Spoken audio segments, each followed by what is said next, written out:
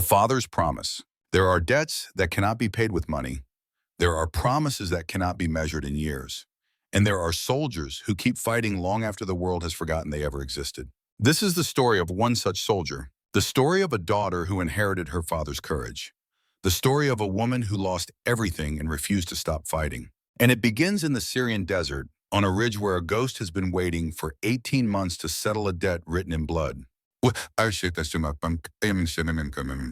The sand tastes like copper and failure when Captain Rachel Morgan opens her eyes at 0427 hours. Day 19 in the same position. 18 months alone in the Syrian wasteland. 18 months carrying the weight of 6 names carved into her memory like wounds that refuse to heal. She lies prone behind a natural formation of limestone and weathered sandstone on Jebel Sham Ridge, 2,800 meters above sea level. Her body has memorized every rock pressing into her ribs, every depression in the dirt that serves as her world. The darkness before dawn wraps around her like a burial shroud, and somewhere in the valley below, her mission sleeps unaware that everything is about to change. Rachel Morgan is 34 years old. She feels 60. Her black tactical body armor molds to her frame like a second skin. The plate carrier hangs heavy with ceramic plates rated to stop 7.62 millimeter rounds, though she knows from experience that stopping a bullet and surviving the impact are two different conversations entirely. Beneath the armor, her black moisture-wicking shirt clings to her body, soaked through with 19 days of sweat that never quite dries in this climate. The Syrian desert does not forgive. It takes everything you have and demands more. Rachel has not made a mistake in 18 months. She does not intend to start now. Her hands move across her rifle with the automatic precision of muscle memory older than conscious thought. The M110 semi-automatic sniper system, 7.62 by 51 millimeter NATO. Suppressor attached. Not silent, but quiet enough that at 2,000 meters, it sounds like someone dropping a toolbox rather than ending a life. She has fired 847 rounds through this particular rifle during her 18-month isolation. She knows its quirks, its tendencies, the way the barrel heats after sustained fire and throws rounds 0.5 millimeter to the left. She compensates automatically now. Does not even think about it. The rifle has become an extension of her body, as natural as her own hands, as familiar as her own heartbeat. Her black hair, long and tangled, is pulled into a braid that is more practical than pretty, kept tight against her skull to prevent wind interference when she peers through the scope. She does not believe in much anymore, but she believes in the rifle in her hands. She believes in the mathematics of trajectory, in windage, in bullet drop. And she believes, with a certainty that burns like fire in her chest, that Nathan Burke will pay for what he did. The gear spreads around her in organized chaos. Loophole mark, HD, scope with parallax adjustment, and illuminated reticle. Kestrel 5700 weather meter reading wind speed, temperature, humidity, barometric pressure. Every variable that turns a bullet's path from straight line into complex mathematics that most people cannot comprehend. Rangefinder accurate to 3,000 meters. 423 rounds of match-grade ammunition remaining. Each one accounted for in the small notebook she keeps in her left cargo pocket, because a sniper who loses count is a sniper who runs dry at the worst possible moment. Individual first aid kit with quick clot combat gauze and 2 tourniquets, because bleeding out alone on a Syrian ridge is a terrible way to prove you were right about Burke. She checks her watch. 0431 hours. 36 minutes until first light. 90 minutes until Dr. Elena Voronova's morning routine, when the Russian neuroscientist takes her daily walk around the compound courtyard, supervised by guards who do not know they are holding someone whose research on neural enhancement could change modern warfare forever. 90 minutes until the moment Rachel has been planning for 19 days. Rachel's mission is simple. The one Colonel David Reeves gave her 18 months ago in a conversation that never officially happened. Locate Voronova. Confirm her condition. Report. Extract when the opportunity presents itself. 18 months of watching. 18 months of waiting. 18 months of being a ghost while the man who murdered her team collects Russian money and promotions and sleeps soundly in a bed he does not deserve. Her radio sits beside her right hand. Military-grade encrypted system theoretically capable of reaching Camp Patriot 47 kilometers southeast. She has not transmitted in 6 days. Has not received confirmation of her last 3 situation reports. Either her equipment is failing or someone at Camp Patriot has decided that Captain Rachel Morgan, disgraced operator and suspected traitor, is not worth the resources to maintain contact. She suspects the latter. Her mind drifts to Manbij, always drifts to Manbij when the darkness presses close and sleep deprivation makes the past more vivid than the present. Manbij, where everything ended, where everything began. Where 6 of the best soldiers she had ever known died screaming in a fire that should never have happened. Anashi. 25 years earlier, a different kind of darkness. Fort Bragg, North Carolina, the shooting range behind the family quarters, where the children of Special Forces operators learned to handle weapons before they learned to ride bicycles. Rachel was 9 years old, lying prone in the dirt beside her father, Major Marcus Morgan, 41 years old, shoulders like mountains, hands like dinner plates, voice like gravel wrapped in velvet. He was the strongest man she had ever known, the kind of man who could carry a wounded soldier for miles through enemy territory, then come home and braid his daughter's hair with fingers gentle as feathers. The target stood 300 meters downrange. You see the target, baby girl? Rachel nodded, her small hands wrapped around a .22 caliber training rifle that felt enormous in her grip. 300 meters, Daddy. Wind from the right, maybe 5 miles per hour. Marcus Morgan smiled. That smile that could light up a room or terrify an enemy, depending on which end of it you stood. The smile that made Rachel feel every single time like she was the most important person in the world. Good, real good. You got your mama's eyes and your old man's instincts. That's a dangerous combination. He reached over and adjusted her grip slightly. His hand engulfed hers completely, warm and calloused, and absolutely certain of every movement it made. Now I'm going to ask you something, Rachel, and I want you to think before you answer. If you only got one bullet and you got to choose between shooting the enemy or saving your teammate, what do you do? Rachel frowned. She was 9 years old and the question seemed impossible. How could you choose? How could anyone choose between two things that both mattered? I don't know, Daddy. Marcus nodded slowly. Nobody knows until they gotta choose. That's the truth of it. Ain't no amount of training or preparation that tells you what to do in that moment. You just gotta trust yourself. Trust everything you've learned and then make the call. He paused. Somewhere in the distance, a car horn honked. Normal sounds from a normal world that felt very far away right now. But I'll tell you this, Rachel, and I want you to remember it forever. He turned to look at her directly. His eyes were brown, like hers, deep and serious and filled with the weight of things she was too young to understand. The eyes of a man who had seen death up close and carried it with him every day. The eyes of a man who loved his daughter more than his own life and needed her to understand something essential about who he was and who she would become. A real soldier never abandons their people, never. Even if it kills them, you understand? Rachel nodded, though she did not fully comprehend what he was telling her. She was 9 years old. She thought her father was invincible, thought he would always be there to teach her and protect her and answer the hard questions she did not yet know how to ask. Someday, baby girl, you're going to face that choice. Everybody does, if they stay in the fight long enough. And when that day comes, I want you to remember what your old man said. The right thing and the survivable thing ain't always the same thing. Sometimes you gotta choose right, even when right costs you everything you got. He kissed the top of her head. Gunpowder and aftershave and the particular scent of her father that she would remember for the rest of her life. The scent of safety, the scent of love, the scent of a man who would die 6 months later, keeping the very promise he was teaching her to make. Your grandfather served in Korea. Your great-uncle died at Normandy. This family has been fighting for this country since before there was a country to fight for. That means something, Rachel. That means we carry something inside us that other people don't understand. A responsibility, a duty, a debt we owe to everyone who came before us and everyone who will come after. Rachel looked up at her father. What kind of debt, Daddy? The kind that don't ever get paid off. The kind that passes from father to child to grandchild forever. The kind that makes us who we are. He smiled again, softer this time. The smile of a father who knew he was asking too much of a 9-year-old, but asking anyway because some lessons could not wait. Now let's see you hit that target. She did. First shot, dead center.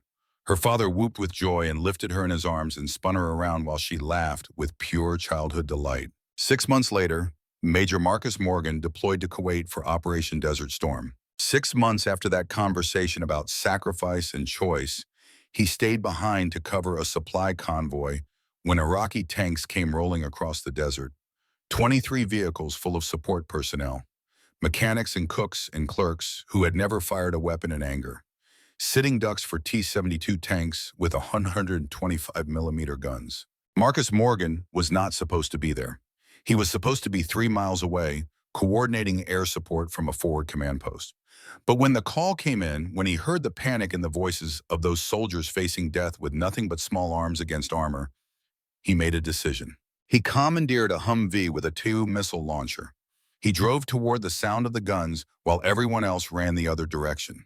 He positioned himself between the tanks and the convoy and started firing. He knocked out 3 tanks before they zeroed in on his position.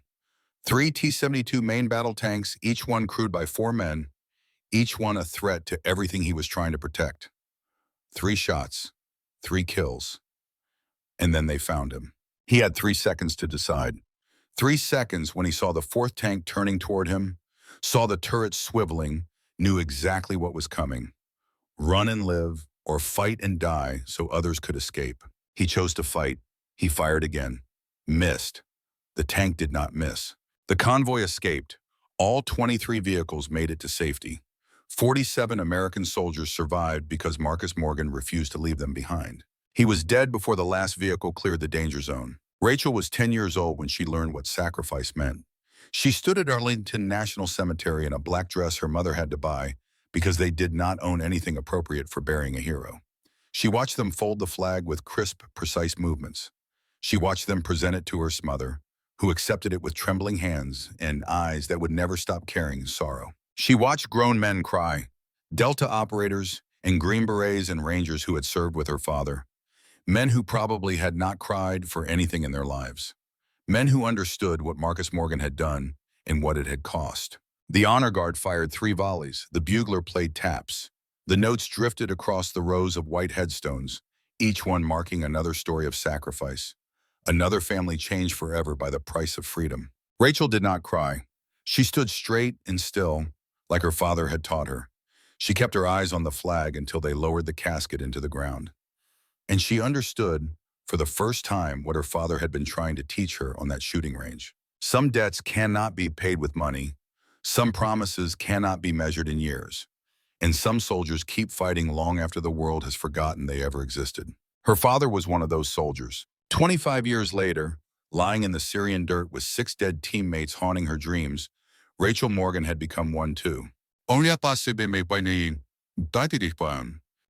months before the Ridge, Manbij, Syria, the night everything changed. Captain Rachel Morgan led a 6-person Delta Force team through the narrow streets of a city that had changed hands so many times nobody could remember who owned it anymore. The buildings rose like broken teeth against the night sky, windows dark, walls pockmarked with bullet holes from a dozen different battles. The intel said high-value target on the 2nd floor of a compound 3 blocks east. The intel came from Major Nathan Burke, operations officer, trusted colleague, man who had served alongside Rachel for 7 years. She trusted Burke. Everybody trusted Burke. He had the kind of face that inspired confidence, the kind of record that commanded respect, the kind of handshake that made you feel like you were the most important person in the room. Burke was the soldier everyone wanted to be. Decorated hero from Fallujah with a silver star on his chest and stories of courage that made the rounds at every military gathering. The man who ran into burning buildings and carried wounded soldiers and never seemed to feel fear. Rachel had believed in Burke the way she believed in the flag and the oath she had taken. Completely. Without reservation. Without the skepticism that might have saved her team's lives. She should have known better. Her father always said the most dangerous enemies were the ones who smiled at you across the dinner table. The team stacked on the compound entrance. Standard procedure. Years of training compressed into muscle memory that operated faster than conscious thought. Captain Daniel Shaw on point, 36 years old, team leader. Rachel's best friend since they met at Fort Bragg 15 years earlier. He had a wife named Maria and twin daughters who called Rachel Aunt Ray and drew her pictures that she kept in her locker because they reminded her that somewhere in the world, innocent things still existed. Shaw had saved Rachel's career twice. Once when a botched mission in Afghanistan should have ended her advancement, and once when a superior officer tried to block her promotion because he did not believe women belonged in Delta Force. Both times, Shaw had put his own reputation on the line to stand up for her. Both times he had won. We're family, he told her once. Not by blood, but by something stronger. Blood is chance. What we have, we chose. And I'll always choose you, Ray, no matter what. Sergeant First Class Thomas Vance behind him, 15 years in the service. 3 kids at home who sent him videos every Sunday of their soccer games and piano recitals. He always cried a little when he watched them, though he would deny it to his dying breath. Vance was the steady one, the rock, the soldier who never panicked, never raised his voice, never showed doubt even when doubt was all he had. He had taught Rachel more about leadership than any course at Fort Bragg ever had. Staff Sergeant Kevin Marks next. Explosive specialist.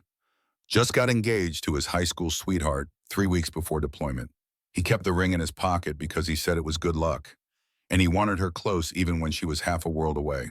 Marks was the comedian, the one who could make the team laugh after a mission that should have broken them, the one who reminded everyone that they were still human, still capable of joy, still connected to the normal world waiting for them back home. Staff Sergeant Dylan Pierce after him, the youngest, 24 years old, baby face that made him look 18.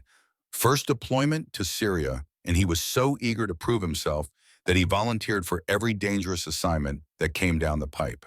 Pierce reminded Rachel of herself at that age, hungry to prove she belonged, desperate to earn the respect of teammates who had seen and done things she could only imagine. She had taken him under her wing, tried to channel his enthusiasm into something productive instead of reckless. Staff Sergeant Marcus Holt, pulling rear security beside Rachel, combat medic, had saved her life in Mosul 2 years earlier when an IED sent shrapnel into her thigh, and he carried her 400 meters to the extraction point while tourniquet in hand, talking the whole time about how she owed him a beer and he planned to collect. Holt was the healer, the one who put people back together after the world tried to tear them apart. He had hands that could suture a wound in darkness while taking fire and a heart that never stopped believing he could save everyone. Staff Sergeant Anthony Cruz on the left flank, communications specialist, 32 years old, quiet, private, the kind of soldier who let his actions speak louder than his words ever could. He had grown up in East Los Angeles, enlisted at 17 to escape gang violence, and found in the Army the family he had never had at home. Cruz was the one who kept the team connected, who ensured that every transmission reached its destination, who never complained and never quit no matter how bad things got. He had a mother in California who lit candles for him every Sunday at Mass, and a younger sister who was putting herself through nursing school on money he sent home every month. And Rachel Morgan herself, pulling the back door, watching the angles, feeling something wrong in her gut that she could not name or explain. That feeling, that instinct honed by years of combat and thousands of hours of training. The warning system that had kept her alive through missions that should have killed her. It was screaming now, screaming that something was wrong. Burke's intel says HVT is on the 2nd floor, Shaw said over comms. His voice was calm, professional. The voice of a man who had done this 100 times and expected to do it 100 more. Rachel, you got the back door. Keep it locked down. Copy that, she replied. Then because the feeling would not stop, Daniel, something feels off about this. Define off. She could not. The building looked normal. The street looked normal. Everything looked exactly the way it should look for a standard compound raid. There was no logical reason for the dread building in her chest. I don't know, just be careful in there. Shaw's voice softened for half a second. The voice he used with his daughters, not his soldiers. The voice of her best friend, not her commanding officer. Always am. See you on the other side, Ray. Those were the last words Daniel Shaw ever spoke to her. The team breached. Standard 4-man stack through the front door, moving with the precision of men who had trained together for years. Rachel stood 15 meters from the entrance, covering the rear approach. Her rifle up, her eyes scanning, her gut screaming that something was wrong, wrong, wrong. The explosion came 3 seconds after entry. Not a grenade, not an IED, shaped charges planted in the walls designed to bring the entire structure down on anyone inside. Detonated remotely by someone who knew exactly when the team would be in the kill zone. The building collapsed. Rachel watched it happen in slow motion. Watched the walls fold inward like a house of cards. Watched the roof come down. Watched fire erupt from windows that had been intact a heartbeat before. The heat hit her first. Even from 15 meters, she felt it wash over her skin like the breath of some terrible god. Then the sound, concrete and steel and glass all screaming together as the building died. Then the other screaming started, human screaming, her teammates, her family, burning alive in the rubble. She was moving before her brain caught up with her body, running toward the flames, toward the voices of men she had trained with, eaten with, bled with. Men who were calling her name through the fire.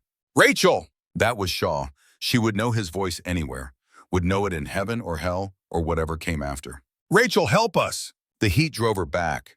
She tried to push through anyway, tried to reach the collapsed doorway where she could see movement in the flames. Her armor protected her from the worst of it. Her determination pushed her farther than any human being should have been able to go. But physics does not care about determination. Heat does not negotiate. She found Pierce first, 24 years old, baby face now blackened beyond recognition. He was trying to crawl through rubble that pinned his legs, and when Rachel grabbed his arms and pulled, the sound he made was something she would hear in her nightmares for the rest of her life. She dragged him clear, went back for Holt, the medic who had saved her in Mosul. He was conscious but barely, burns covering 60% of his body, lungs already filling with fluid from the superheated air he had inhaled. She dragged him clear too. The fire was spreading now. The screaming from inside the building was getting weaker, getting quieter, getting replaced by the roar of flames and the crack of burning wood and the thousand small sounds of destruction. Rachel tried to go back in, tried to reach Shaw and Vance and Marks and Cruz. The secondary collapse stopped her. What remained of the second floor came down, burying whatever was left of the building and everyone inside it. She sat between Pierce and Holt in the street while the building burned and her team died, and there was nothing she could do but hold the hands of two men who would not survive the night. Pierce looked up at her. His eyes were the only part of his face still recognizable. 24 years old, young enough to be her little brother, young enough to be the son she might have had if her life had taken different turns. "Tell my ma," he whispered. His voice was already fading, already going somewhere Rachel could not follow. "Tell her I didn't hurt. Tell her." He died before he could finish the sentence. Rachel held his hand until long after it went cold. Held it like holding on could bring him back. Held it like she could pour her own life into his and make his heart beat again. Holt lasted another 4 minutes, long enough to squeeze Rachel's hand and say, "Not your fault, Morgan, not your—" Then he was gone too. Rachel sat in that street for 11 minutes before the medevac arrived. 11 minutes with 2 dead men and the sounds of 4 more dying in the fire. 11 minutes that stretched into eternity while she tried to understand how everything had gone so wrong so fast. She did not cry, did not scream, did not do anything except hold those cold hands and wait. When the helicopter finally came, when they tried to pull her away from the bodies, she fought them. Fought with everything she had left, which was not much. It took 3 medics to restrain her while they loaded what remained of her team. "You don't understand," she kept saying. "You don't understand." She was right. They did not understand. Nobody would understand for 18 months. The investigation began 3 days later. The conclusion came 3 weeks after that. Captain Rachel Morgan demonstrated negligent failure to properly verify intelligence before authorizing the raid. Her operational planning was inadequate. Her leadership directly resulted in the deaths of 5 subordinates, and evidence suggests possible coordination with hostile forces prior to the operation. The evidence was damning. Radio intercepts showed Rachel communicating with unknown parties in the days before the raid. Financial records revealed an offshore account in her name containing $50,000. Testimony from surviving base personnel painted her as reckless, aggressive, dismissive of proper protocol. All of it fabricated, all of it manufactured by Nathan Burke, who needed a scapegoat to cover the fact that he had sold American operational intelligence to Tariq Saleh for $2 million in Russian money and a promise of future cooperation. Burke, the man she had trusted, the man she had served beside for 7 years, the man who smiled at her across mission briefings and asked about her mother's health and remembered her birthday every year. Burke had sold her team to the enemy. Then he had framed her for their deaths. And the system she had given her life to protect believed him. Because Burke was charming and connected and said all the right things, while Rachel was just a broken woman with dead teammates and no evidence to prove the truth. She was finished. Career over. Freedom measured in months before the court-martial that would send her to Leavenworth for crimes she did not commit. Then Colonel David Reeves made her an offer she could not refuse. The meeting happened in a room that did not exist, in a building that appeared on no official maps, 48 hours after Rachel received notice of her pending court-martial. Colonel David Reeves was 68 years old, silver hair cut military short, eyes that had seen more combat than most people could imagine. He moved with the contained energy of a man half his age, though his knees probably screamed in protest with every step. He had served with Rachel's father at West Point, had been Marcus Morgan's best friend for 3 decades, had stood beside Rachel at Arlington when she was 10 years old and promised her father's ghost that he would watch over his little girl. Reeves had kept that promise for 25 years, kept it quietly from a distance. A recommendation here, a favorable assignment there.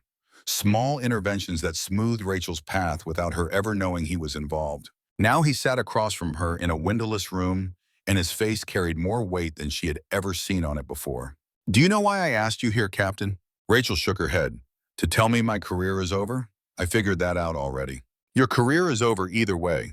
The question is whether it ends with you rotting in Leavenworth for crimes you didn't commit, or whether it ends with Nathan Burke facing justice for the murders he orchestrated." Rachel's breath caught. "You believe me. I know you, Rachel. More importantly, I knew your father. Marcus Morgan raised you to be a lot of things, but a traitor wasn't one of them. That blood doesn't bend toward betrayal." "Then help me prove it. Help me expose Burke." Reeves shook his head slowly. "I can't. Not through official channels. Burke has spent years building protection. He has friends in places I can't reach. If I challenge the investigation directly, I'll destroy my own career and accomplish nothing except putting you in prison faster. So I'm just supposed to accept it? Accept that Burke walks free while my team rots in the ground? No." Reeves leaned forward. His eyes were hard as granite. "You're supposed to disappear." Rachel stared at him. "Here's what happens. Officially, you flee the country to avoid prosecution. You become a deserter and a fugitive, confirming every suspicion about your guilt. The investigation closes. Burke celebrates. Everyone moves on. And unofficially you go dark. Deep cover. No support, no extraction, no safety net. You infiltrate Syrian territory and spend however long it takes gathering evidence against Burke's network. Every transaction, every communication, every connection between Burke and Tariq Saleh and whoever else is involved. Alone in Syria for how long? As long as it takes. Months, maybe years, until you have enough evidence that even Burke's protection can't save him." Rachel's mind raced through the implications. Alone in enemy territory, no backup, no support. The entire United States military believing she was a traitor while she fought to prove her innocence. "There's also a mission," Reeves continued. He slid a folder across the table. Inside was a photograph of a woman, late 30s, dark hair, intelligent eyes, the face of someone who had seen too much and understood too little about the darkness of human nature. Dr. Elena Voronova, Russian neuroscientist, specialist in cognitive enhancement and neuroplasticity. She was working on research that could revolutionize military training, and she refused to weaponize it for Moscow. Russian intelligence sold her to Tariq Saleh 8 months ago.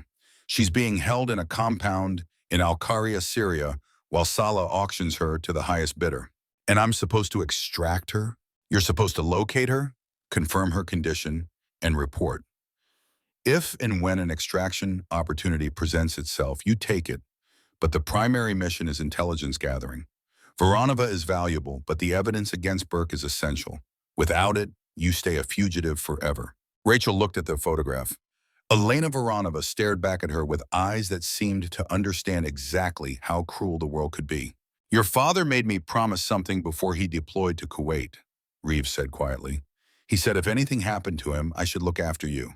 He said you were going to do great things, and you'd need someone in your corner when the world tried to tear you down." Rachel felt something tighten in her chest. "He never told me that. He didn't want you to know, wanted you to make your own way. But he knew you'd face hard choices, knew you'd need help eventually, and he trusted me to be there when you did." Reeves stood, walked to the wall and stared at it like he could see through it to something far away. 18 months, Rachel said slowly. maybe longer. Alone in Syria, no backup, no support, and if I fail, I'm either dead or in prison for the rest of my life. That's the math. And if I succeed, then Burke faces justice. Your name is cleared. Your team's deaths mean something more than footnotes and classified reports that nobody will ever read. Rachel thought about her father, about the 3 seconds he had to decide between running and fighting, about the choice he made and the price he paid and the legacy he left behind. She thought about Daniel Shaw and his twin daughters, about Thomas Vance and his 3 kids, about Kevin Marks and the engagement ring he never got to give his sweetheart, about Dylan Pierce, 24 years old, dying in her arms and asking her to tell his mother he did not hurt. She thought about Marcus Holt, who saved her life in Mosul and used his last breath to tell her it was not her fault. It was not her fault, but it was her responsibility. When do I leave? Reeves turned back to face her. Something that might have been pride flickered in his eyes. Your father would be proud of you, Rachel. So am I. My father died keeping a promise he made to people who counted on him. Yes, he did. I'm not planning to but if I have to, she met his eyes directly. If I have to, I'll make sure it means something.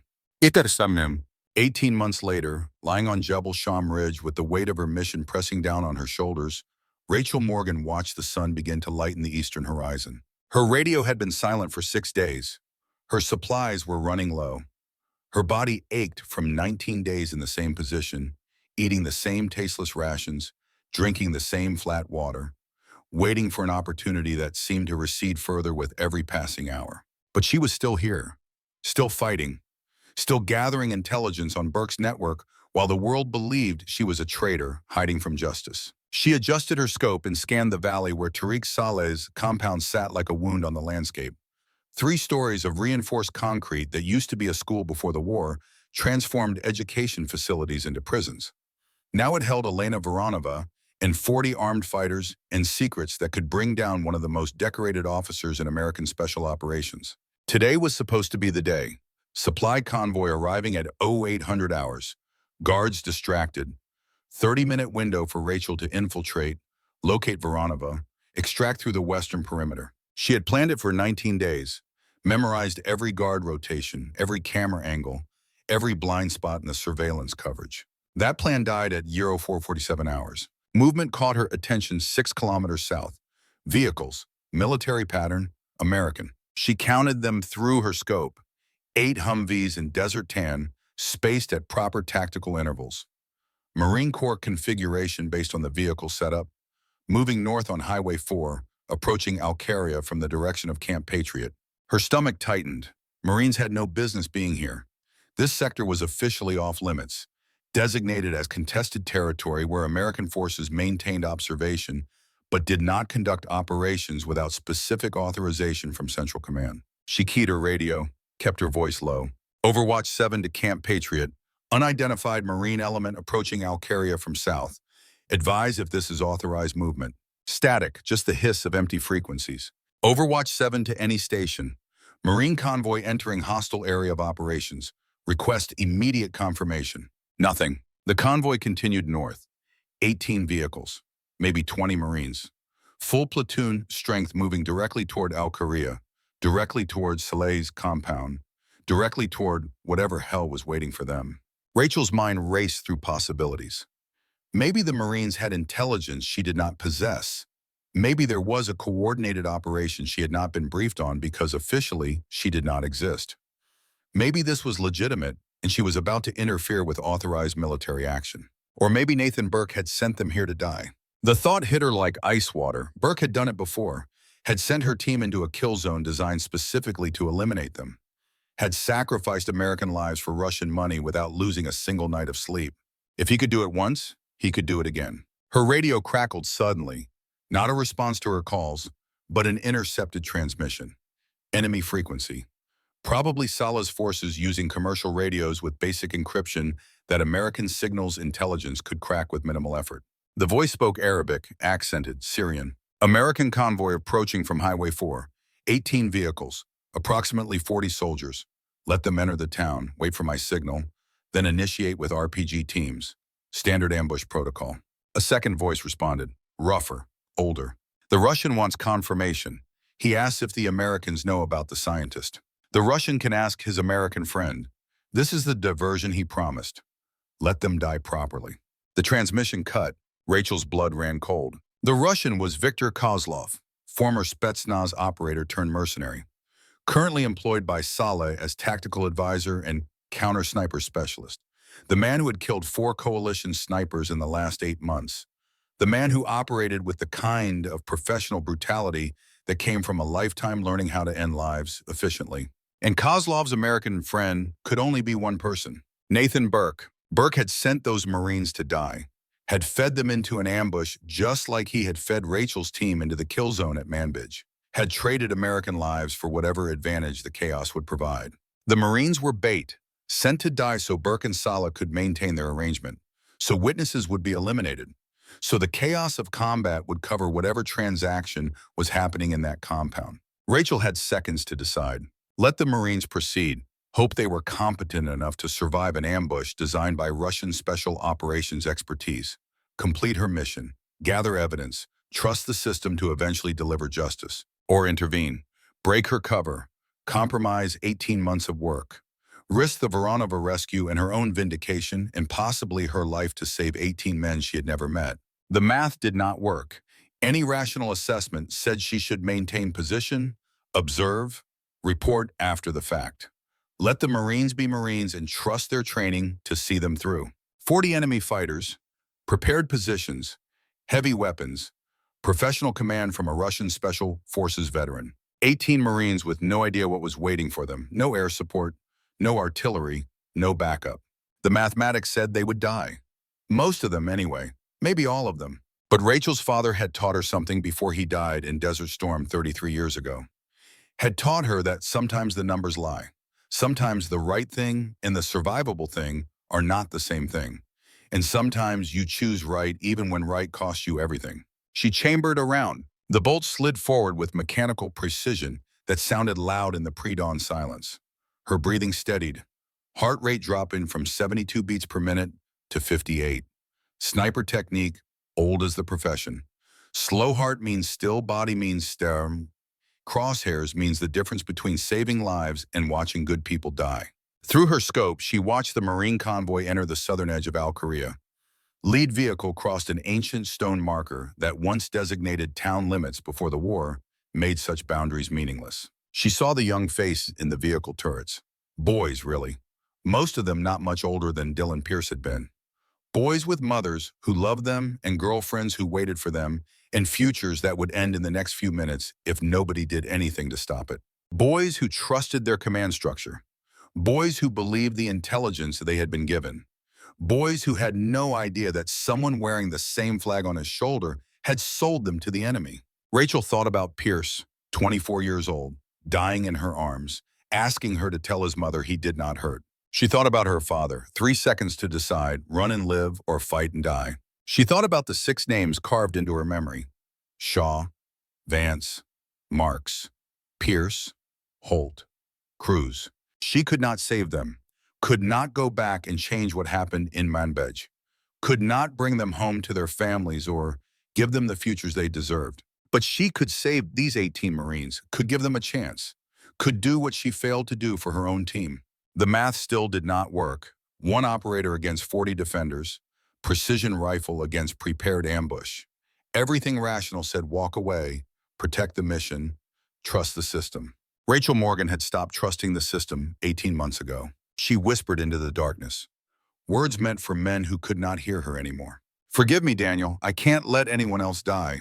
Her finger settled on the trigger, not squeezing yet, just touching, feeling the weight of the decision that would define everything that came after. The first RPG launched at 5:12 hours. Rachel watched it streak across the morning air, trailing white smoke, arcing toward the lead Humvee with the inevitable mathematics of trajectory and gravity. In the fraction of a second before impact, she made her choice. She chose the way her father had chosen, the way soldiers had chosen for as long as there had been soldiers, the way that made no sense on paper but made perfect sense in the heart of someone who understood that some things matter more than survival. The RPG struck. The Humvee exploded, the ambush began, and Captain Rachel Morgan started pulling the trigger. The first shot is always the hardest, not because of the mechanics, not because of the distance or the wind or the 1,000 variables that separate a miss from a kill. The first shot is hardest because it is a commitment, a declaration, a line crossed that can never be uncrossed. After the first shot, you are no longer an observer. You are a participant. You are part of the mathematics of blood that governs every battlefield since the first human picked up a rock and threw it at another. Captain Rachel Morgan understood this. She had understood it since her first confirmed kill in Afghanistan 11 years ago. A Taliban commander at 800 meters. Clean shot, center mass. The man dropped and never got up. She had not celebrated, had not felt triumph or satisfaction, had felt only the weight of a door closing behind her. The door that separated those who had taken life from those who had not. That door had closed long ago. What mattered now was the door in front of her, the one that led to 18 Marines surviving or 18 Marines dying. She chose survival. She always chose survival, even when the mathematics said it was impossible. Ambition. The RPG struck the lead Humvee at 05:12 hours and 14 seconds. Rachel watched through her scope as the rocket-propelled grenade covered the distance from launcher to target in less than 2 seconds. Watch the bright flash of impact. Watch the vehicle lift off the ground and twist sideways, torn metal and fire erupting from its engine block. The Humvee landed on its side, blocking the narrow street. Perfect ambush technique. Disable the lead vehicle, trap the convoy, then destroy them at leisure. The Marines reacted instantly. Doors flew open, bodies poured out, weapons came up, training taking over in the heartbeat before conscious thought could process what was happening. Rachel found the RPG team through her scope. Second floor balcony, 200 meters east of the burning Humvee. 2 men, one holding the launcher, already reaching for a second rocket. One feeding ammunition, face twisted with concentration. Range to target, 2,180 meters. Wind, 3 miles per hour, quartering from the right. Temperature, 58 degrees Fahrenheit. Elevation, shooting downhill from ridge to valley. Bullet drop at this range, 41 inches. Wind drift, 8 inches. Time of flight, 1.9 seconds. She exhaled halfway, felt her heart beat once, twice. In the fraction of silence between the second and third beat, when her body was perfectly still and her mind was perfectly clear, she squeezed the trigger. The M110 coughed. Suppressed report that sounded like a heavy book dropping on a wooden floor.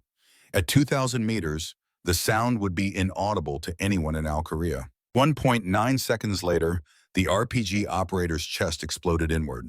75 grains of copper-jacketed lead arriving at 2,600 feet per second. He dropped without a sound. His loader stared for half a heartbeat. Confusion, disbelief. Then he started reaching for the fallen launcher. Rachel cycled her bolt. Brass casing ejected, fresh round chambered. Crosshairs settled. Squeeze. The loader fell. 2 confirmed. 48 to go. Staff Sergeant Marcus Webb had been a Marine for 12 years. He had served in Iraq and Afghanistan. He had led men through firefights that would have broken lesser soldiers. He had buried friends and written letters to mothers and learned to live with the weight that combat leaves on those who survive it. His father had served in Desert Storm, had told him stories about tank battles in the open desert where you could see death coming for miles but could not outrun it, had taught him that panic was the enemy and discipline was survival, had warned him that someday, somewhere, he would face a moment when everything he had learned would be tested. This was that moment. Nothing had prepared him for this. The ambush was perfect. Textbook execution, lead vehicle disabled, convoy trapped in a kill zone, enemy positions on 3 sides, elevated, with overlapping fields of fire. His Marines were exposed, outgunned, and outnumbered at least 2 to 1. Standard doctrine said they should all be dead within 5 minutes. Webb refused to accept standard doctrine. All Reaper elements! His voice cut through the chaos. Calm, commanding, the voice his father had used in Desert Storm, the voice that said, panic is the enemy and discipline is survival. Dismount and find cover. Return fire. Keep moving. His Marines responded. Years of training compressed into muscle memory. They flowed out of vehicles and into whatever cover the street offered. Doorways, walls, the burning carcass of the lead Humvee. Anywhere that put something solid between them and the bullets. PKM machine gun fire raked the convoy. Belt-fed weapons that could chew through concrete and flesh with equal contempt. Tracer rounds arced across the morning, beautiful and deadly, drawing red lines between shooters and targets. Webb saw Private First Class Rodriguez take 3 rounds center mass. Body armor stopped the first 2. The third hit his throat. He went down, spraying arterial blood that looked black in the early light. "Medic!" Webb screamed. "Rodriguez is down!" Corporal Samantha Hayes was already moving. Combat medic, 26 years old, hands that could save lives in conditions that would make civilian doctors weep. She slid into cover beside Rodriguez, already pulling gauze from her kit. "I've got him, Sergeant. Keep them off us." Webb raised his M4 carbine, found a muzzle flash on a rooftop, fired a 3-round burst. The muzzle flash went silent. But there were too many rooftops, too many windows, too many enemies who had known they were coming and prepared accordingly. They were going to die here, all of them, just like the intelligence that sent them here wanted. Then the enemy started dying instead. Aksam. Rachel worked her rifle like a machine designed for one purpose: keeping Marines alive. Third target, PKM gunner on northwest corner rooftop. Range 2,340 meters. Longest shot of her career in combat conditions. Wind had picked up to 4 miles per hour. She compensated, led the target slightly because he was traversing his weapon, squeezed. Hit! The gunner's head snapped back. His weapon went silent. His assistant tried to take over. She shot him too. 4 confirmed. Fourth target, another RPG team setting up on a third-floor window. Range 2,200 meters. 2 shots, 2 kills. 6 confirmed. Fifth target, machine gun nest on southern rooftop. Range 2,510 meters. The gunner was partially concealed behind sandbags. Only his head and shoulders visible. Small target, long range, low probability shot. She took it anyway. The bullet hit exactly where she aimed. Center mass of what she could see. The gunner dropped. 7 confirmed. Through her scope, she watched the Marines begin to reorganize. Watched Webb direct his people with hand signals and shouted commands. Watched them start returning fire with the disciplined precision of professional soldiers. They were fighting back, fighting hard, but they were still outnumbered, still outgunned, still trapped in a kill zone that had been designed specifically to destroy them. She needed to work faster. 800 meters north of Rachel's position, a man lowered his binoculars and allowed himself a small frown. Viktor Kozlov was 52 years old. He had been a soldier for 34 of those years. Spetsnaz, Alpha Group, assignments in Afghanistan, Chechnya, Georgia, Ukraine, and a dozen other places that never appeared in any official record. He had started as an idealist, a young man who believed in the Soviet Union and its mission to spread equality across the world. That idealism had died in Afghanistan, in a valley called Panjshir, where his entire team had been betrayed by a general who sold their position to the Mujahideen for American dollars. He had survived. Barely. Crawled 40 kilometers with 3 bullets in his body. Spent 2 months in a military hospital, wondering why he had bothered. When he emerged, he was a different man. A man who believed in nothing except skill and survival. A man who killed for money because money was honest. Money did not pretend to be something it was not. Money did not betray you and call it patriotism. He had killed more men than he could remember, had stopped counting somewhere around his 40th confirmed kill, because counting felt like vanity, and vanity was weakness. 4 coalition snipers had fallen to his rifle in the last 8 months. 1 British SAS, 1 Canadian JTF-2, 2 Americans, all of them competent, all of them dead. This one was different. He had been observing the ambush from his position on the northern ridge, waiting for any American reinforcements that might complicate matters. When the first RPG struck, he expected the standard progression. Panic, confusion, slaughter. Instead, he watched enemy fighters start dropping. Clean kills, precision shots.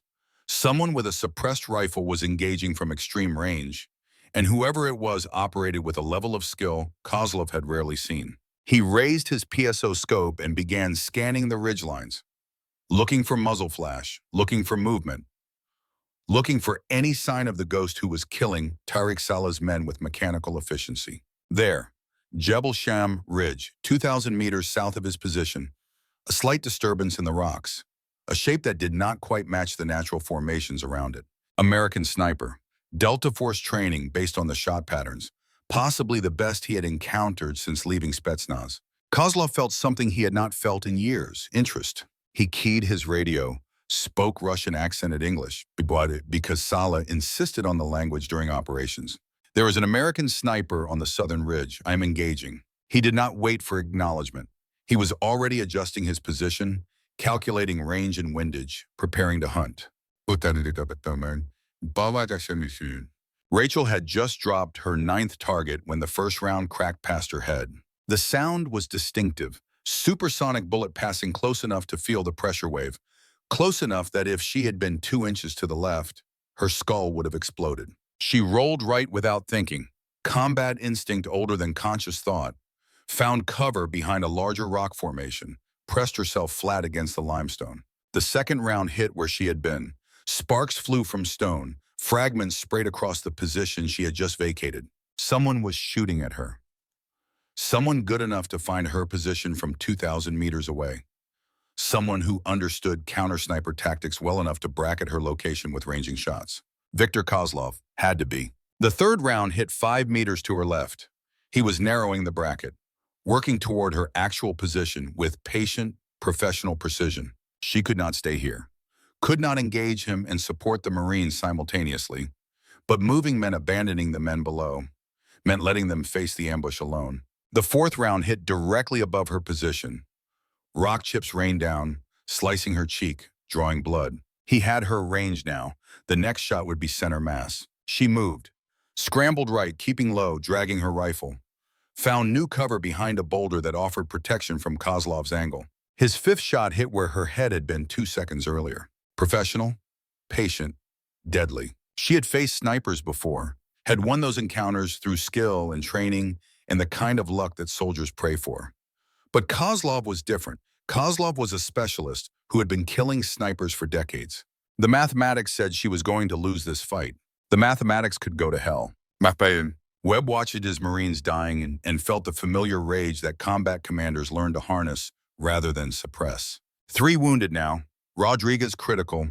Henderson and Park hit but mobile. Ammunition running low. No air support inbound because someone had sent them here without proper authorization, without proper backup, without anyone at Camp Patriot even knowing they were in contact. They had been set up. He understood that now. Someone had fed them into this ambush deliberately. Someone with access to their mission orders, in their route and their timeline. Someone who wanted them dead. The rage burned hotter. He channeled it into action. "Lieutenant Tran," he shouted across the firefight to his intelligence officer. "Get on the radio. Get anyone who can hear us." Lieutenant Jessica Tran was already working the communications equipment. 31 years old, sharp mind, sharper tongue when she thought someone was being stupid. Right now, she looked like she was ready to kill whoever had planned this disaster. "I'm trying, Sergeant. All channels are jammed or unresponsive. Someone's blocking our comms." Of course they were. Professional ambush, professional planning, professional betrayal. A bullet sparked off the wall inches from Webb's head.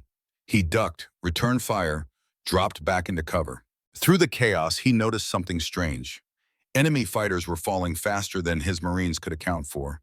Clean kills, headshots, the kind of precision work that came from trained snipers, not panicked infantry. Someone was helping them, someone on the high ground, someone who had decided to intervene in a fight that was not their problem. Webb did not know who, did not care. All that mattered was that his people kept breathing. "Keep moving," he shouted. "Whoever's up there is buying us time. Don't waste it." "Mama." Rachel fired and fired and fired. 10th target, 11th, 12th. Each shot followed the same rhythm. Acquire, calculate, breathe, heartbeat, squeeze, confirm, cycle, repeat. Her shoulder throbbed from recoil.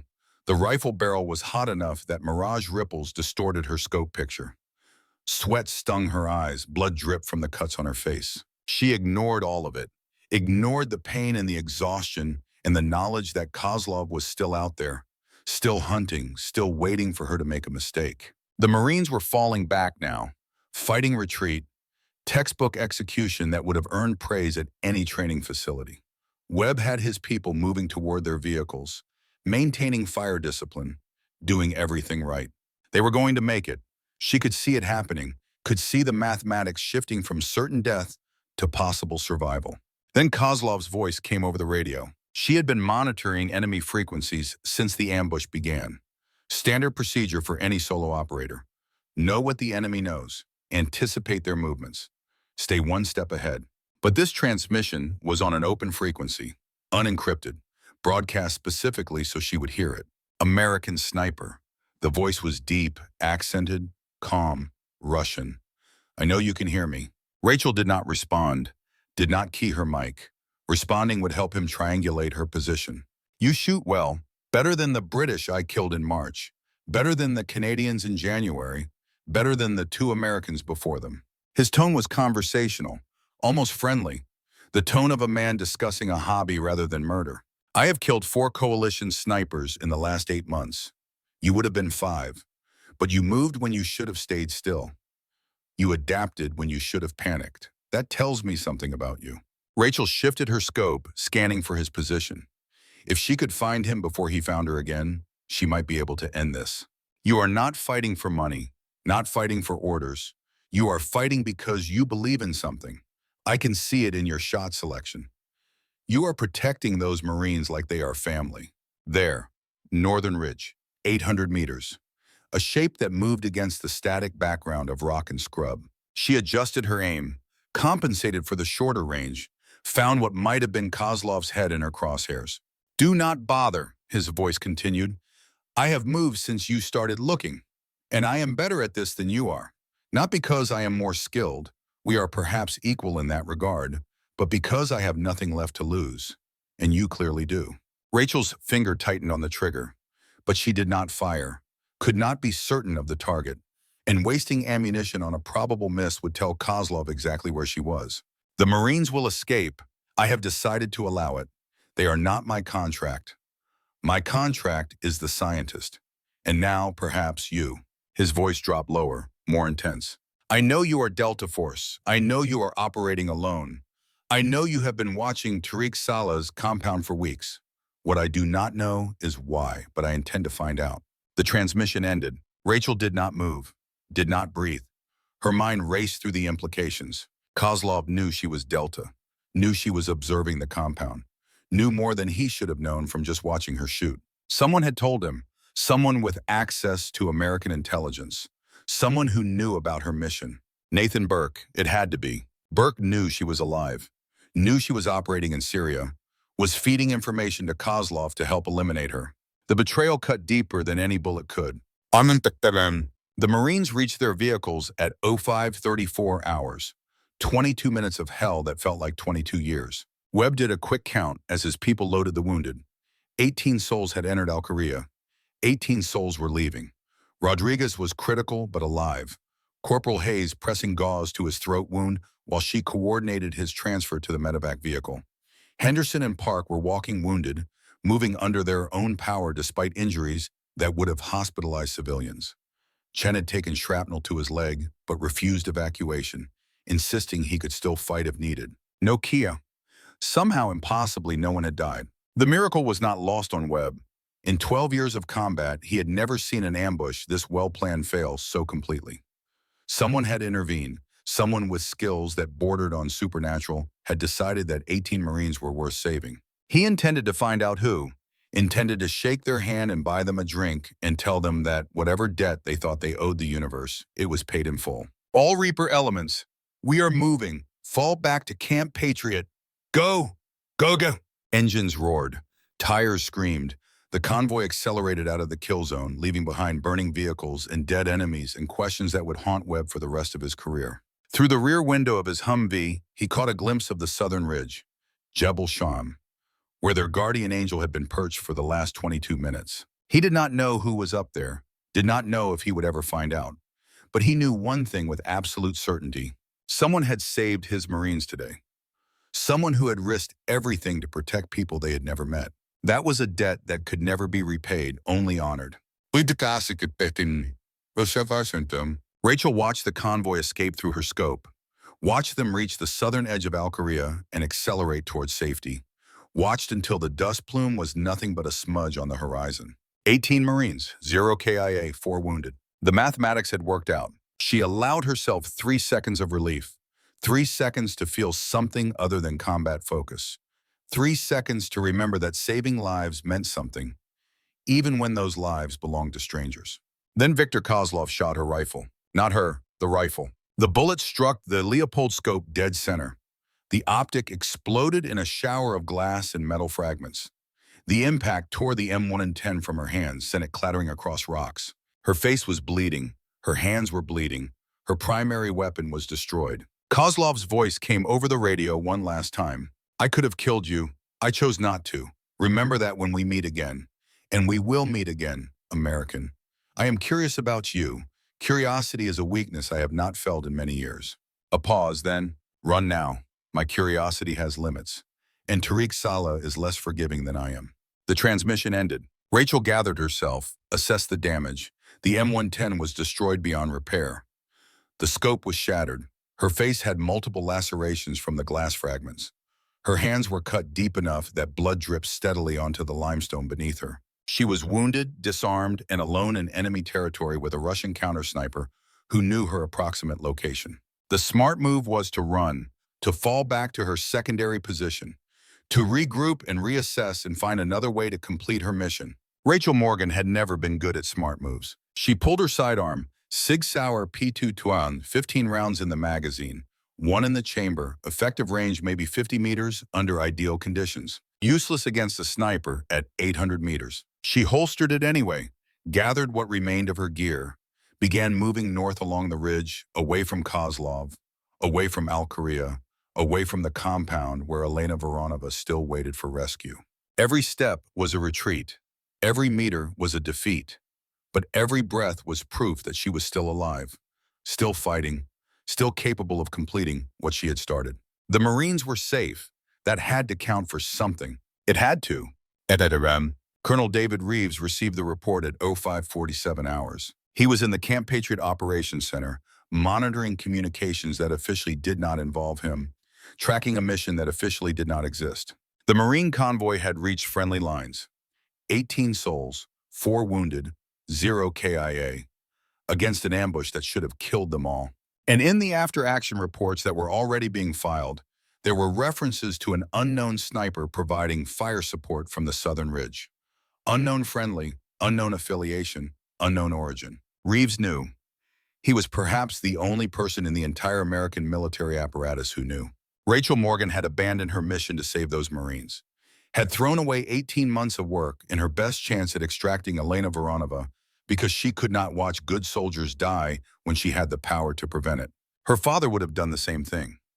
Had done the same thing in Desert Storm when he stayed behind to cover a convoy and paid for it with his life. The Walsh blood ran true, even in a daughter who carried her mother's name. Reeves keyed his encrypted radio, the one that connected to a single receiver in the Syrian wilderness. Overwatch 7, if you are receiving, be advised. Marine element was sent without proper authorization. Compromised intelligence from Camp Patriot Operations. We are working extraction, but you are the closest asset. Do what you can. Static. Then a single click.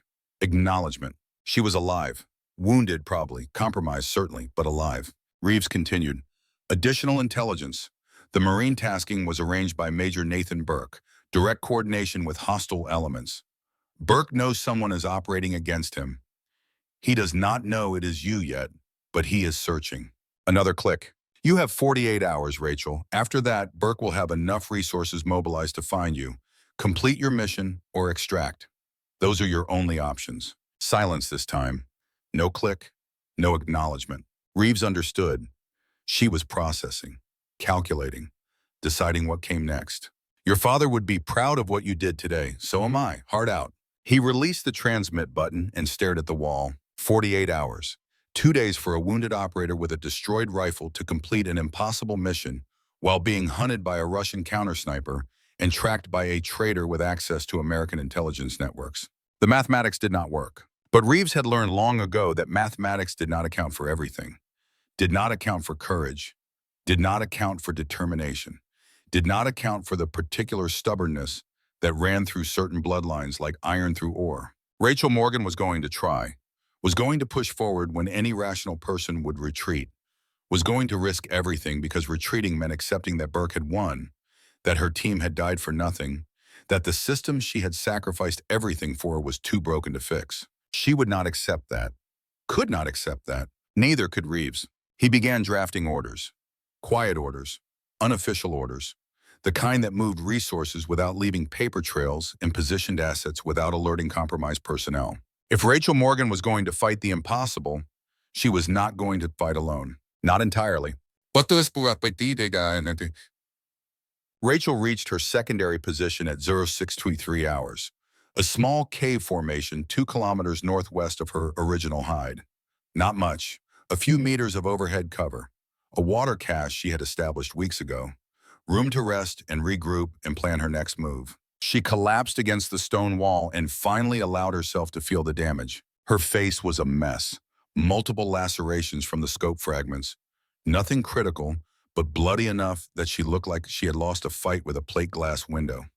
She pulled her first aid kit and began cleaning the wounds with antiseptic that burned like liquid fire. Her hands were worse, deep cuts across both palms from grabbing her rifle as it was torn away. The right hand had a gash that probably needed stitches. She did not have stitches. She had super glue, which was not ideal, but would hold the wound closed until she could get proper treatment. She worked methodically. Clean, close, bandage, repeat. The same process she had performed dozens of times over her career. The same focused detachment that allowed soldiers to treat their own wounds without succumbing to panic or pain. When she finished, she looked like a field hospital reject. Bandages on her face, bandages on her hands, blood staining her tactical gear in patterns that would have alarmed any observer. But she was functional, could still fight, could still shoot, though her accuracy would be compromised by the hand injuries, could still complete her mission, if she had a weapon to complete it with. She checked her inventory, Sig Sauer P226 with 45 rounds total, 3 magazines, combat knife, medical kit now depleted, 2 MRE packets, 1 liter of water from the cache, radio still functional, night vision monocular with dying battery. Not enough for an assault on a fortified compound, not enough for a confrontation with Viktor Kozlov. Not enough for anything except survival, and even that was questionable. She needed to reach the emergency cache that Colonel Reeves had mentioned in his transmission. Grid coordinates, November Sierra 4729, previous Delta operation, supplies that might include a rifle, ammunition, and everything else she needed to continue the fight. The cache was 6.8 kilometers northeast, across terrain that Kozlov was probably already moving to interdict, through territory that Tariq Saleh's forces were certainly searching after losing a dozen men to her rifle. 6.8 kilometers. Under normal conditions, 90 minutes of careful movement. Under current conditions, with enemies hunting and wounds bleeding and exhaustion pressing down like physical weight, she did not know how long it would take. She did not know if she would make it. She was going to try anyway. Her father had tried, had driven toward Iraqi tanks with nothing but a tow launcher and the certainty that someone had to stand between danger and the people who could not protect themselves. Daniel Shaw had tried, had led his team into a building that felt wrong because the mission said it was right and he trusted the people who gave him the mission. Dylan Pierce had tried, had volunteered for every dangerous assignment because he wanted to prove he belonged with the best soldiers in the world. They had all tried, they had all paid the price. Rachel was not going to let their sacrifice mean nothing, was not going to surrender when there was still a chance, however small, that she could complete what they had started. She pushed herself to her feet, ignored the protest from her body, checked her weapon, oriented her compass. Northeast, 6.8 kilometers, through hell itself if necessary. She started walking. Viktor Kozlov watched the American woman move through his binoculars. She was heading northeast, toward the coordinates that matched an old Delta Force supply cache from an operation 3 years ago. Someone had told her about that cache, someone with access to American Special Operations records. Interesting, he could intercept her, could position himself along her probable route and finish what he had started on the ridge. One shot, clean kill, contract fulfilled. But he did not move, did not follow, did not do anything except watch her wounded form traverse the broken terrain with a determination that reminded him of someone. Himself, 30 years ago, after Panjshir Valley. He had crawled 40 kilometers with 3 bullets in his body because surrendering was not something he knew how to do. Had reached friendly lines more dead than alive, and spent 2 months in a hospital bed wondering why he had bothered. The American woman had that same quality, that same refusal to accept defeat, that same burning need to complete what she had started, regardless of the cost. He respected it, more than respected it, understood it in ways that most people could not. She was not just a soldier following orders. She was a soldier on a mission of personal significance. The way she had protected those Marines, the way she had sacrificed her position and her rifle to save strangers. That was not professional detachment. That was something deeper. She reminded him of the man he had been before Panjshir, before the betrayal, before he learned that loyalty was a currency that commanders spent freely and soldiers paid for with blood. Kozlov lowered his binoculars, made a decision. He would let her reach the cache, would let her rearm and regroup, would give her a fighting chance that he had no tactical reason to provide. Then he would hunt her properly, professionally, one sniper against another, with no advantages except skill and determination. It had been years since he had faced a worthy opponent, years since anyone had challenged him enough to matter. This American woman might be the challenge he had been waiting for. Or she might die in the Syrian wilderness, alone and forgotten, another casualty in a war that had been grinding people into dust for a decade. Either way, Kozlov would be watching. He always watched. Awesome. The sun was fully up by the time Rachel reached the cache location. Grid November Sierra 4729, a rock formation that looked identical to 1,000 other rock formations scattered across the Syrian landscape. Nothing to indicate that supplies were hidden beneath, except for the slight scratches on stone that suggested previous excavation. She dug with her combat knife, slowly, painfully, using hands that screamed with every movement. The superglue held, but barely. Fresh blood seeped through the bandages. She ignored it. 45 minutes of digging before she hit metal. A steel container, waterproof, buried 18 inches below the surface. Military grade, designed for exactly this purpose. The container had an electronic lock, password protected. She tried her operator number. Denied. She tried Reeves's number. Denied. She tried the date of the Manbij operation. Denied. 3 attempts. Most military locks allowed 5 before triggering anti-tamper protocols that could destroy the contents. She stared at the keypad, thought about what Reeves had said. Previous Delta operation. Supplies from an earlier mission. What operation? What mission? What password would Delta operators use for a cache in this specific location? Then she understood. The last Delta operation in this sector had been led by Captain Daniel Shaw. 3 years ago, a successful raid that had eliminated a high-value target and recovered intelligence about ISIS financing networks. Shaw's operation. Shaw's cache. She entered Shaw's operator number. The lock clicked open. Inside, she found salvation. HK-417 rifle. 7.62 by 51mm NATO. Similar enough to her destroyed M110 that the transition would be seamless. 20-round magazines instead of 10, but the same fundamental operation. Loopholed scope. Not her preferred model, but functional. Accurate enough for the ranges she would need. 400 rounds of match-grade ammunition. Enough for what remained of her mission. Medical supplies. Fresh bandages for her hands and face. Antibiotics to prevent infection. Painkillers that she would not take because they dulled reaction time. MRE packets. Water purification tablets. Everything a wounded operator needed to survive in hostile territory. And at the bottom of the cache, beneath everything else, a sealed envelope with her name written in Reeves's handwriting. She opened it. The letter was brief, direct, the words of a soldier who had no time for sentiment but could not let the moment pass without acknowledgement. Rachel, if you are reading this, the Marine operation went sideways and you intervened. I knew you would. Marcus Walsh raised a daughter who cannot watch people die when she can prevent it. The Marines were bait. Nathan Burke arranged their tasking, fed them compromised intelligence, sent them to die because Tariq Saleh needed a diversion while moving Dr. Voronova to a new location. We discovered this 4 hours after the Marines deployed, too late to recall them officially. Early enough for me to warn you unofficially. Burke knows someone is operating against him. He does not know it is you yet, but he will. He is already requesting intelligence reports on unauthorized American activity in your sector. When those reports mention unknown snipers supporting Marines, he will connect enough dots to become dangerous. You need to extract Voronova and get out of Syria within 48 hours. After that, Burke will have resources mobilized to eliminate you permanently. I can protect you from official channels. I cannot protect you from a dirty operator with Russian money and mercenary contacts. The cache contains everything you need for one more operation. Make it count. Daniel Shaw would be proud of what you did today. So would your father. So am I. Complete the mission. Come home alive. We will deal with Burke together. David, Rachel read the letter twice. Then she burned it with a lighter from the cache.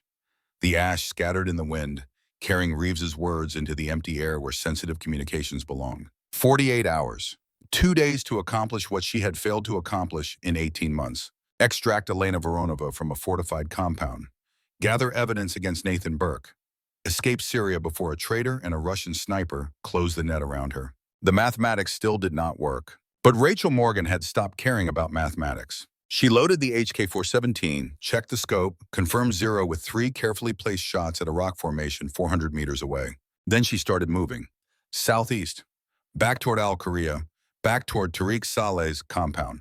Back toward the mission that had cost her 18 months and might still cost her life. Her hands ached. Her face throbbed. Her body screamed for rest that she could not afford to take. She kept moving anyway, because somewhere in that compound, a scientist waited for rescue that was 18 months overdue. Because somewhere in the American command structure, a traitor thought he had won and deserved to discover how wrong he was. Because somewhere in the Syrian wilderness, a Russian sniper was hunting her and deserved to learn that she could hunt back. The mathematics of blood demanded payment. Rachel Morgan intended to collect. There is a moment in every hunt when the prey realizes it has become something else. When the running stops and the hiding ends and the hunted turns to face whatever is chasing it. Some call it desperation. Others call it courage. The difference lies only in whether you survive to tell the story afterward. Rachel Morgan had been prey for 6 hours. 6 hours of moving through Syrian terrain that offered no comfort and less mercy. 6 hours of knowing that Viktor Kozlov was somewhere behind her, tracking, calculating, waiting for the moment when exhaustion or injury or simple bad luck would give him the opening he needed. 6 hours was long enough. She was done running. The sun had reached its zenith when Rachel found the position she had been searching for. A cluster of boulders on a ridgeline overlooking the approach from the north. Tactically stupid, the kind of place no trained operator would choose for a rest stop. Poor sightlines, limited escape routes, exposed to observation from multiple angles. Perfect. Viktor Kozlov was a professional. Professionals followed doctrine. They anticipated standard behavior and positioned themselves to exploit it. They expected their targets to do the logical thing, the trained thing, the thing that every military manual in every language said you were supposed to do when being hunted by a superior force. Rachel was done doing the logical thing. She settled into the position, back against stone, rifle across her knees. The HK-417 felt different from her destroyed M110. Heavier, different balance. But the fundamentals were the same. Sight picture, breath control, trigger squeeze, the mathematics of sending metal through air to meet flesh. Her hands throbbed beneath the bandages. The cuts had stopped bleeding, but every movement sent fresh pain shooting through her palms. She ignored it. Pain was information, information that said she was still alive, still capable, still in the fight. She had ignored worse pain before, would probably ignore worse pain again if she survived the next 42 hours. The radio on her hip crackled. She had been monitoring enemy frequencies since leaving the cache, listening for any indication of Kozlov's position or Salo's movements. Most of the traffic was routine, guard rotations, supply requests, the mundane business of running a militia in a war zone. But this transmission was different. The American woman is moving southeast, Kozlov's voice, speaking English on an open frequency, knowing she would hear. She found the cache. She has a new rifle. She is no longer running. A pause, then Tariq Saleh's voice, rough with pain from the shoulder wound Rachel had given him during the ambush. Then find her. Kill her. I want this finished. It will be finished when I decide it is finished. The woman is not your concern anymore. She is mine. She killed 12 of my men. She is very much my concern. And she will kill more if you send untrained fighters against her. This is a matter for professionals. Let me handle it professionally. Saleh's response was a string of Arabic profanity that Rachel did not need to translate. The meaning was clear enough. Kozlov spoke again, calmer, almost amused. I will find her. I will kill her. But I will do it my way. In the meantime, increase security on the compound. The woman was watching your operation for weeks. She knows your vulnerabilities. If she intends to rescue the scientist, she will need to act soon. How soon? Within the next 2 days. She is wounded and alone. Her support structure has been compromised. She has a narrow window before American forces either extract her or eliminate her. She will move quickly or not at all. The transmission ended. Rachel processed the information. Kozlov understood her situation better than she had expected. He knew about the time pressure, knew that she had to act within a specific window or lose any chance of completing her mission. What he did not know was that she had already decided to act, not in 2 days, tonight. The afternoon passed in fragments of rest and watchfulness. Rachel allowed herself 2 hours of sleep. Not real sleep, the shallow doze of a soldier in hostile territory, where the subconscious remains alert for sounds that do not belong. A twig snapping, a rock shifting, the soft whisper of cloth against stone that might signal an approaching enemy. She woke twice, once at the sound of a bird taking flight from a nearby bush, once at nothing at all, just the instinct that had kept her alive through 18 months of isolation, telling her that something had changed in the environment around her. Both times she found nothing, just the empty landscape and the wind, and the knowledge that Kozlov was out there somewhere, doing exactly what she was doing, waiting, watching, preparing for the confrontation that both of them knew was coming. When the sun began its descent toward the western horizon, Rachel ate half an MRE packet and drank a quarter of her remaining water. Not enough. Her body needed more. But supplies were limited and the mission was not finished, and a hungry soldier who completed the objective was better than a well-fed soldier who failed. She checked her weapons. HK-417 loaded and ready. Sig Sauer P226 in its holster. Combat knife sharp enough to shave with. 45 rounds of pistol ammunition. 397 rounds of rifle ammunition. One fragmentation grenade, and grenades she had found at the bottom of the cache, old but functional. Not enough for a sustained firefight. Enough for what she had planned. Her radio crackled again. Not enemy frequency this time. The encrypted channel that connected her to Colonel Reeves in the shadow network he had built to support her mission. Overwatch 7, this is Warhorse. Do you copy? Reeves, using a call sign she did not recognize, which meant he was transmitting through a relay she did not know about. Paranoid, professional, exactly what she expected from a man who had spent 40 years learning that trust was a luxury soldiers could not afford. She keyed her mic. Warhorse Overwatch 7, I copy. Go ahead. Status report requested. What is your condition? Mobile.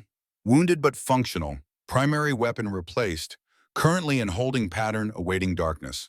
Understood. Be advised we have additional intelligence on your target.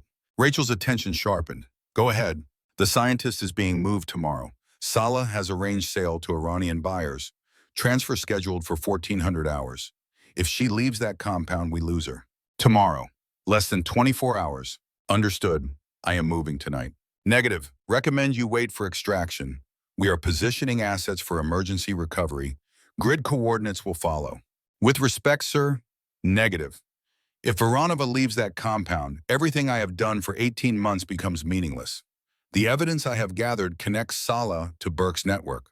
Without Voronova's testimony to corroborate, it is circumstantial. Burke walks free.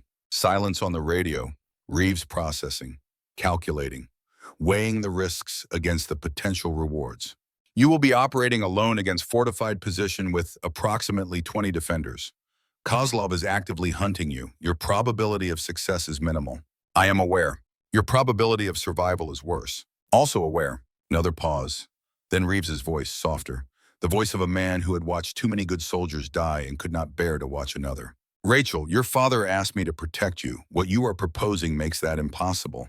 My father asked you to watch over me. He did not ask you to stop me from doing what needs to be done. He would never have asked that.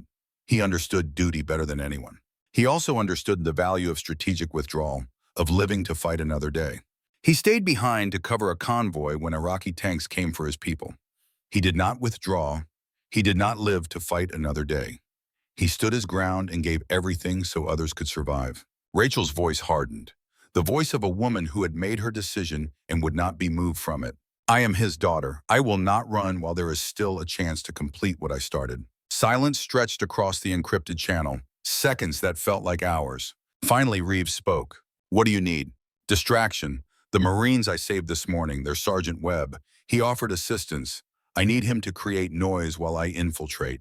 That is a significant ask. Those Marines were nearly killed this morning because someone sent them into an ambush. Asking them to engage again puts them at risk. I'm aware. The choice is his. But I cannot assault that compound alone without some form of diversion. I will make contact. No guarantees. Understood, Overwatch 7 out. She released the transmit button and stared at the horizon. The sun was painting the sky in shades of orange and red. Beautiful. The kind of sunset that reminded you the world contained things worth protecting, even when the world seemed determined to destroy itself. 20 hours until Voronova was transferred. 14 hours until Rachel planned to move. 8 hours until full darkness. The mathematics were terrible, but mathematics had never stopped her before. She thought about her father, about the choice he had made in Desert Storm. He had faced worse odds, had driven a single Humvee against 4 Iraqi tanks because someone had to stand between danger and the people who could not protect themselves. He had not calculated the probability of success, had not weighed the risks against potential rewards. He had simply acted because acting was what soldiers did when good people needed help. Rachel was her father's daughter. She would act because there was no other choice she could live with. What I see. Viktor Kozlov sat in a position 3 kilometers north of Rachel's location and allowed himself to think about the past. He did not do this often. The past was a country he had emigrated from long ago, a place filled with memories that served no tactical purpose and emotions that clouded judgment. But something about the American woman had triggered recollections he had suppressed for decades. Poncher Valley, 1987, the defining moment of his life, though he had not recognized it as such at the time. He had been 22 years old, a sergeant in Spetsnaz, the elite special forces of the Soviet Union, proud to serve, eager to prove himself, convinced that the cause he fought for was just and the leaders he followed were worthy of his loyalty. His team had been 12 men. Brothers, really. Closer than family because family was an accident of birth and brotherhood was a choice. They had trained together for 2 years before deployment to Afghanistan, had learned each other's strengths and weaknesses, had built the kind of trust that only comes from shared hardship and mutual dependence. Their mission was simple: reconnaissance of a Mujahideen supply route through the Panjshir Valley. Observe and report. Do not engage unless absolutely necessary. They had inserted by helicopter at night, moved into position before dawn, established observation posts overlooking the route their intelligence said the enemy would use. Everything had gone according to plan. Every checkpoint met. Every protocol followed. They were professionals doing professional work in a professional manner. The intelligence was wrong, or rather, the intelligence was a trap. General Mikhail Volkov, their commanding officer, had sold their position to the CIA for a visa to the United States and a promise of comfortable retirement. The Americans had passed the information to their Mujahideen allies, and those allies had been waiting when Kozlov's team arrived. The ambush was devastating. 11 men died in the first 30 seconds. Kozlov survived only because he had been pulling rear security, positioned 50 meters behind the main element. He watched his brothers cut down by coordinated fire from positions they never saw. Then he ran, not out of cowardice, out of necessity. Dead men could not report what had happened. Dead men could not identify the traitor who had sold them. Dead men could not ensure that someone paid for the crime. He crawled and limped and dragged himself for 40 kilometers. 3 bullets in his body, no food, no water, only the burning need to survive long enough to make someone answer for what had been done. He reached friendly lines, more dead than alive, spent 2 months in a military hospital, emerged a different man. The general had already defected, was living in Virginia by the time Kozlov was strong enough to stand, protected by American intelligence services that valued his information more than they valued justice. Kozlov had tried to find him, had spent years following leads that went nowhere, had eventually accepted that the system would never give him what he wanted. The system protected its own, regardless of which flag flew over the building. So he had stopped believing in systems, stopped trusting countries and causes and the empty promises that leaders made to soldiers they considered expendable, had become a mercenary because money was honest. Money did not pretend to be something it was not. For 30 years, that philosophy had served him well. He had survived where others died, had accumulated wealth that would keep him comfortable for whatever remained of his life, had achieved a kind of peace through the simple clarity of professional detachment. Then he had watched the American woman on Jebel Sham Ridge. She had been outgunned and outpositioned, had faced odds that should have sent her running. Instead, she had stayed and fought and saved 18 men she did not know, because she could not watch them die when she had the power to prevent it. She reminded him of someone, the young sergeant he had been before Panjshir, the idealist who believed that some things mattered more than survival. He had thought that man was dead, had buried him in the Afghan mountains along with 11 friends whose names he still remembered. But watching Rachel Morgan, something had stirred, something he had not felt in decades. Kozlov raised his binoculars and scanned the southern ridgeline, looking for movement, looking for the woman who had awakened memories he had spent 30 years trying to forget. He found nothing.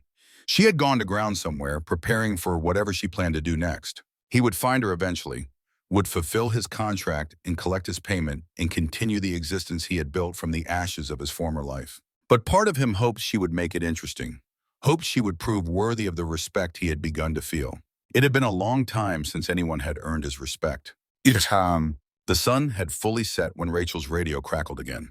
Overwatch 7, this is Reaper 6. Do you copy? Webb, the Marine sergeant, speaking on a frequency that should have been impossible for him to access unless Reeves had provided the codes. Rachel keyed her mic. Reaper 6, I copy. Go ahead. I've been briefed on your situation. Colonel says you need a distraction, says you're going after the people who sent us into that ambush. Correct. My Marines and I talked it over. We want in. Rachel closed her eyes. The offer was generous, possibly foolish, definitely dangerous. You understand the risks. You were nearly killed this morning because someone in our own command structure betrayed you. Going back out there puts you in the same crosshairs. We understand. We also understand that someone up on that ridge saved our lives. Someone who had no reason to help us and every reason to stay hidden. That person took a bullet to help strangers. Webb's voice hardened, the voice of a man who had made his decision and would not be moved from it. My father served in Desert Storm. He always said debts of blood have to be paid in blood. You bled for us today. Now we bleed for you. Rachel felt something tighten in her chest. The same feeling she had experienced when Pierce died in her arms at Manbij. The same feeling she had experienced when Reeves told her that her father had asked him to watch over her. Connection, obligation, the invisible bonds that tied soldiers together across time and distance and circumstance. What do you need us to do? Webb asked. Rachel outlined the plan. Marines would approach from the north at 2200 hours. Create noise. Draw defenders away from the compound. Give Rachel a window to infiltrate from the west while security was distracted. 30 minutes, she said. That's all I need. Get in, get the scientist, get out. Once I transmit the extraction signal, you pull back. Do not wait for me. Do not come looking for me. If I am not at the rally point by 2300 hours, assume I am KIA and return to base. Negative on that last part. We don't leave people behind. You have to. If this goes wrong, if I am captured or killed, you cannot let that compromise your unit. The mission is the scientist. If I succeed, she is worth everything I have sacrificed. If I fail, my sacrifice cannot extend to your men. Silence on the radio, Webb processing, calculating, weighing his own values against the tactical reality. Fine. We pull back at 2300 if you're not there, but I'm going on record saying I don't like it. Noted. I'll try not to be dead. You do that. Reaper 6 out. The transmission ended. Rachel checked her watch. 4 hours until Webb's distraction. 4 hours to move into position. 4 hours to prepare for the confrontation that would determine whether 18 months of sacrifice meant anything at all. She gathered her gear, rose from her position, began moving southeast toward Al-Qaria, toward Salah's compound, toward the woman who waited behind fortified walls without knowing that rescue was finally coming. The night swallowed her whole. 2 hours into her movement, Rachel's radio picked up another transmission. Enemy frequency. Kozlov speaking to someone she did not recognize. Arabic accent. Syrian. The Russian wants to know if your scouts found anything. Nothing. The American has disappeared. Either she left the area or she has gone to ground somewhere we cannot detect. She has not left. She is preparing. I can feel it. Feel what? She is one woman, wounded, alone.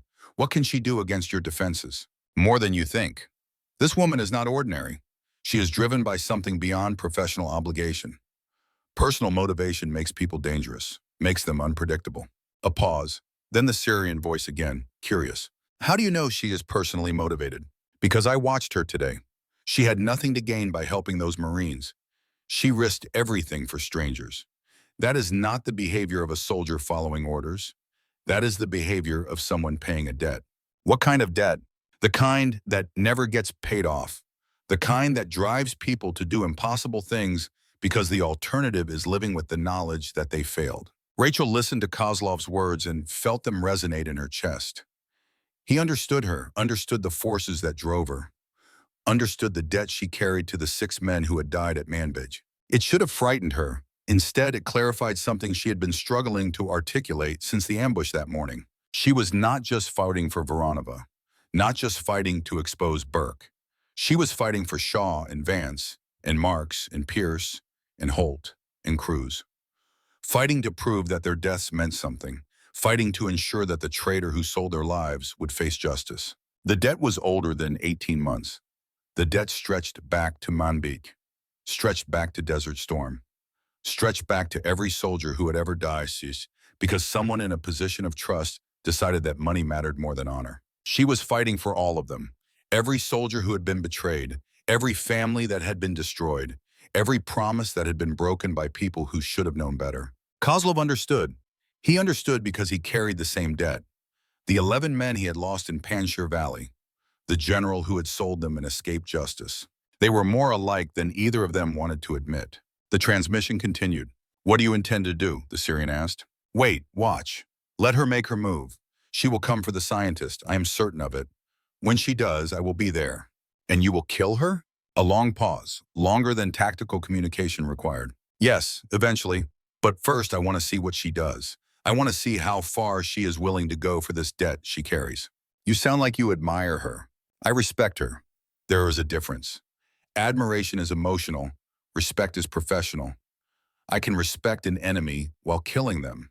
It is one of the few civilized aspects of this business we are in. The transmission ended.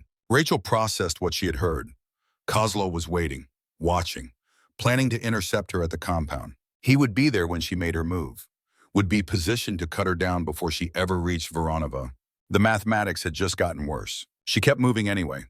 Ikutam. She intercepted another transmission 40 minutes later. Different frequency. Encrypted. High-quality encryption that suggested sophisticated equipment. Russian language. 2 voices she did not recognize. Her language training was sufficient to follow the conversation, though some of the vocabulary required guesswork based on context. The situation in Al-Qaria has become complicated. How so? The American sniper who intervened this morning. She is still active, still operating in the area. Kozlov believes she intends to rescue the scientist. Can he stop her? Probably, but that creates other complications.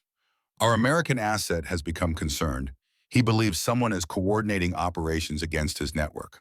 Rachel's attention sharpened. American asset. They were talking about Burke. Does he know who? Not yet, but he is asking questions, requesting intelligence reports on unauthorized American activity in Syria. He is smart enough to connect the dots eventually. How soon? Days, perhaps less. The sniper who helped the Marines this morning exhibited Delta Force training. Burke knows which Delta operators have personal motivation to oppose him. The list is short. The woman, Morgan, he will figure out it is her. Yes, and when he does, he will want her eliminated. Silence for several seconds.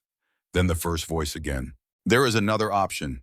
We could offer her assistance, turn her against Burke ourselves. She has spent 18 months gathering intelligence on his network. That intelligence would be valuable to us.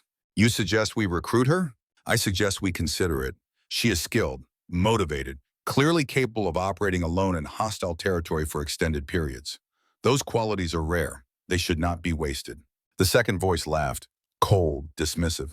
She is American. She will not betray her country. She does not have to betray her country. She only has to help us remove Burke. Once he is exposed, her government will do the rest. We get what we want. She gets what she wants. Everyone benefits. Except Burke. Burke is disposable. He always has been. His usefulness is declining. His exposure risk is increasing. If the American woman does our work for us, we save resources and reduce exposure. Rachel listened to them discuss her like she was a chess piece to be moved across a board. Listened to them analyze her motivations and assess her potential usefulness. They were right about one thing. She wanted Burke exposed more than she wanted anything else in the world. But she would not accept help from the people who had helped create him.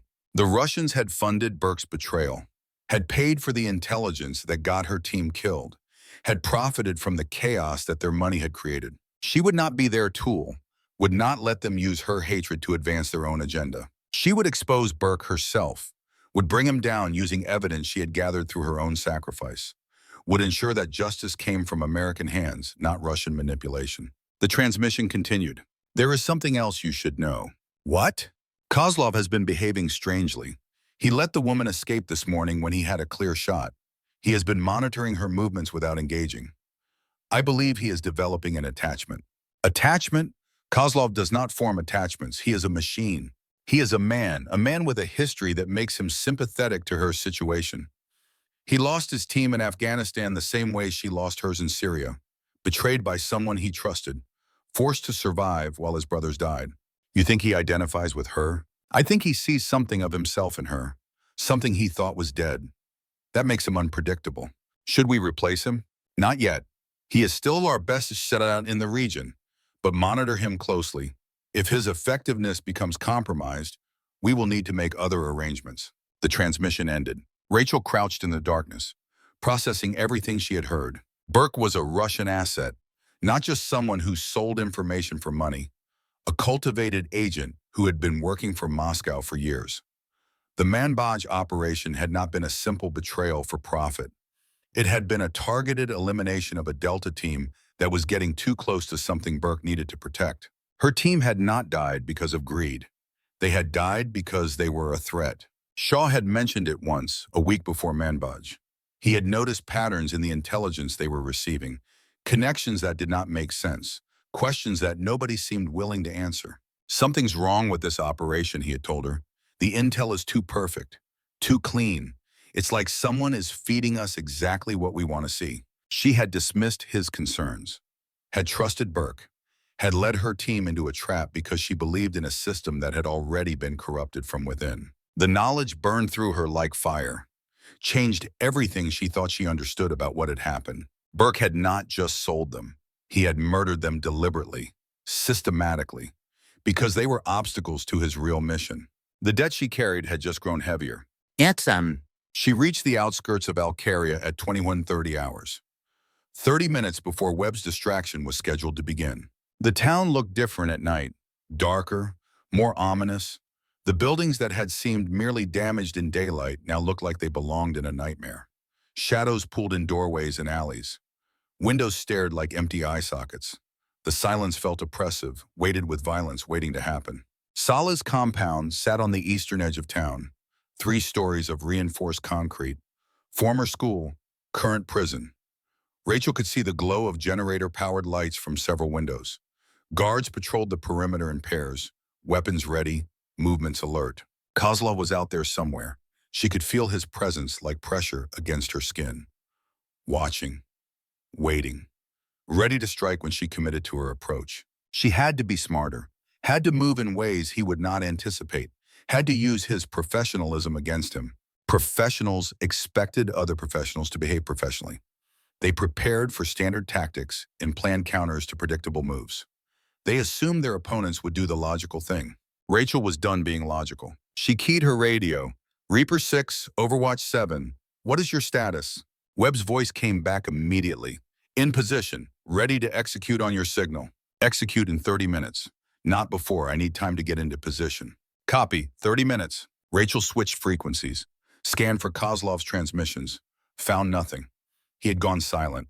Either he was moving or he was already in position. She checked her rifle, checked her pistol, checked the grenade in her cargo pocket. Then she began moving toward the compound, not from the west as she had planned and told Webb, but from the south, the direction no one would expect, the direction that made no tactical sense, the direction that would take her directly past the building where Viktor Kozlov was most likely positioned. Oh man. 23 minutes later, she found him. Or rather, he found her. The voice came from ahead and to her left. Close, maybe 20 meters. Close enough that her rifle was useless, and his probably was too. You are moving the wrong direction, American. Rachel froze. Her hand moved toward her pistol, then stopped. Drawing would take half a second. He could shoot her 3 times in half a second. The compound is east. You are moving south. Either you are lost or you are doing something unexpected. Kozlov's voice was calm, almost conversational, the voice of a man who had absolute confidence in his control of the situation. I prefer unexpected, Rachel said. I noticed. You also prefer positions that make no tactical sense. You rest where professionals would never rest. You move when professionals would stay hidden. Standard doctrine is predictable. You taught me that this morning when you destroyed my rifle. I did not destroy your rifle. I destroyed your scope. There is a difference. A rifle without a scope is still dangerous. You could have continued fighting. Instead, you chose to withdraw. I chose to survive. Yes, because surviving allows you to continue your mission. Everything you do serves that mission, even this conversation. Rachel's mind raced. Kozlov was right. She had been hoping to draw him into dialogue, to buy time until Webb's distraction began. He had seen through her strategy immediately. What mission do you think I am on? The scientist. You want to extract her before she is sold to the Iranians tomorrow. You need her testimony to prove that Burke is a traitor. Without her, your evidence is insufficient. Burke walks free. You remain a fugitive. Your team's deaths remain unavenged. The accuracy of his assessment was unsettling. You have done your research. I always do research on my targets. You are not the first American operator I have hunted, but you are the most interesting. Why interesting? Because you fight for something real. The others fought for orders, for country, for abstract concepts that meant nothing in the moment of death. You fight for people, for the 6 soldiers who died at Manbij, for the 18 Marines you saved this morning, for a debt that you will never stop trying to pay. Rachel felt the truth of his words like a blow to the chest. You understand that because you carry the same debt. Silence. Then Kozlov's voice quieter. Who told you about Panjshir Valley? No one told me. I listened. I analyzed. I understood. Understood what? That you are not just a mercenary. You are a survivor. Someone who lost everything and rebuilt himself from the wreckage. Someone who believes in nothing because believing in something got your brothers killed. More silence, longer this time. We are not the same, American. No, we are not. You stop believing. I cannot stop. That is the difference between us. That difference will get you killed. Maybe, but I will die trying to pay my debt. I will die fighting for something that matters. What will you die for, Victor? Money, contracts, the comfortable emptiness of professional detachment? No response. Just the sound of the wind moving through the ruined buildings of Al-Qaria. Then Kozlov's voice, harder now. I should kill you right now. I have clear sight. I could end this conversation with a single pull of the trigger. Then why haven't you? Another pause, longer than tactical communication required. Because you remind me of someone I used to be. Before Panjshir. Before I learned that believing in things gets people killed. And you want to see if I prove you wrong. I want to see if you prove anything at all. Rachel checked her watch. 12 minutes until Webb's distraction. 12 minutes until all hell broke loose and the conversation became irrelevant. Then let me prove it. Let me go. Let me try to complete my mission. If I fail, you have lost nothing. If I succeed, you have witnessed something you stopped believing was possible. And if you succeed and I let you go, I violate my contract. Saleh pays me to stop people like you, not to have philosophical discussions with them. Saleh pays you to advise on security. He pays you to hunt snipers. But he does not pay you enough to die for him. And if you try to stop me inside that compound tonight, one of us will die. Maybe both. Is that worth whatever he is paying you? The challenge hung in the air between them. Rachel waited, knowing that the next few seconds would determine everything. Then Kozlov laughed, a genuine sound, almost warm. You are either very brave or very foolish, American. I cannot decide which. Both, the two are not mutually exclusive. No, they are not. Another pause. Then Kozlov's voice different now. Decision made. I'm going to do something I have not done in 30 years. I'm going to let a target go. Rachel's breath caught. When the distraction begins, I will not intervene. You will have your window. What you do with it is your responsibility. Why? Because you asked a question I have not been able to answer. What will I die for? I do not know anymore. Perhaps watching you will help me remember. And afterward? Afterward, we will see. If you survive tonight, if you complete your mission, if you expose the traitor who killed your team, then perhaps we meet again under different circumstances. If you die, then this conversation meant nothing. Either way, I will have my answer. The radio on Rachel's hip crackled. Webb's voice. Overwatch 7, Reaper 6, executing distraction in 5 minutes. Rachel keyed her mic. Copy, I am in position. Execute on schedule. She looked toward where Kozlov's voice had been coming from, saw nothing but shadows, nothing but darkness, nothing but the empty space where an enemy had chosen to become something else. Thank you, she said into the darkness. No response. Just the wind, just the silence, just the understanding that something unexpected had happened between two enemies who should have had nothing in common except the mathematics of killing. Rachel did not know if she would ever see Kozlov again, did not know if his moment of mercy was genuine or simply a different kind of trap. But she knew that something had changed between them, something that defied the simple categories of ally and enemy, hunter and prey. War creates strange connections, shared experience, mutual understanding, the recognition that the person trying to kill you might be the only one who truly understands why you fight. Kozlov understood, and for reasons she might never fully comprehend, he had chosen to let her try. 5 minutes later, explosions erupted to the north of Alcaria, and Rachel Morgan moved toward the compound where Elena Voronova waited, finally for rescue. The explosions split the night like thunder from an angry god. Webb's Marines had positioned themselves 2.3 kilometers north of Alcaria on a ridgeline that provided cover and clear lines of retreat. They had improvised charges from materials in their vehicles, C4 from a combat engineer who always carried more than regulations allowed, detonators rigged to create maximum noise with minimum actual destruction. The goal was not to kill. The goal was to convince Tariq Saleh that a major assault was developing on his northern perimeter. The goal was to draw defenders away from the compound while a lone operator infiltrated from the west. The goal was distraction, and it worked perfectly.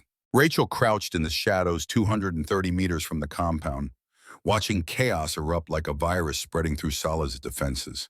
Guards abandoned their posts and sprinted toward the northern wall. Officers screamed contradictory orders that only added to the confusion.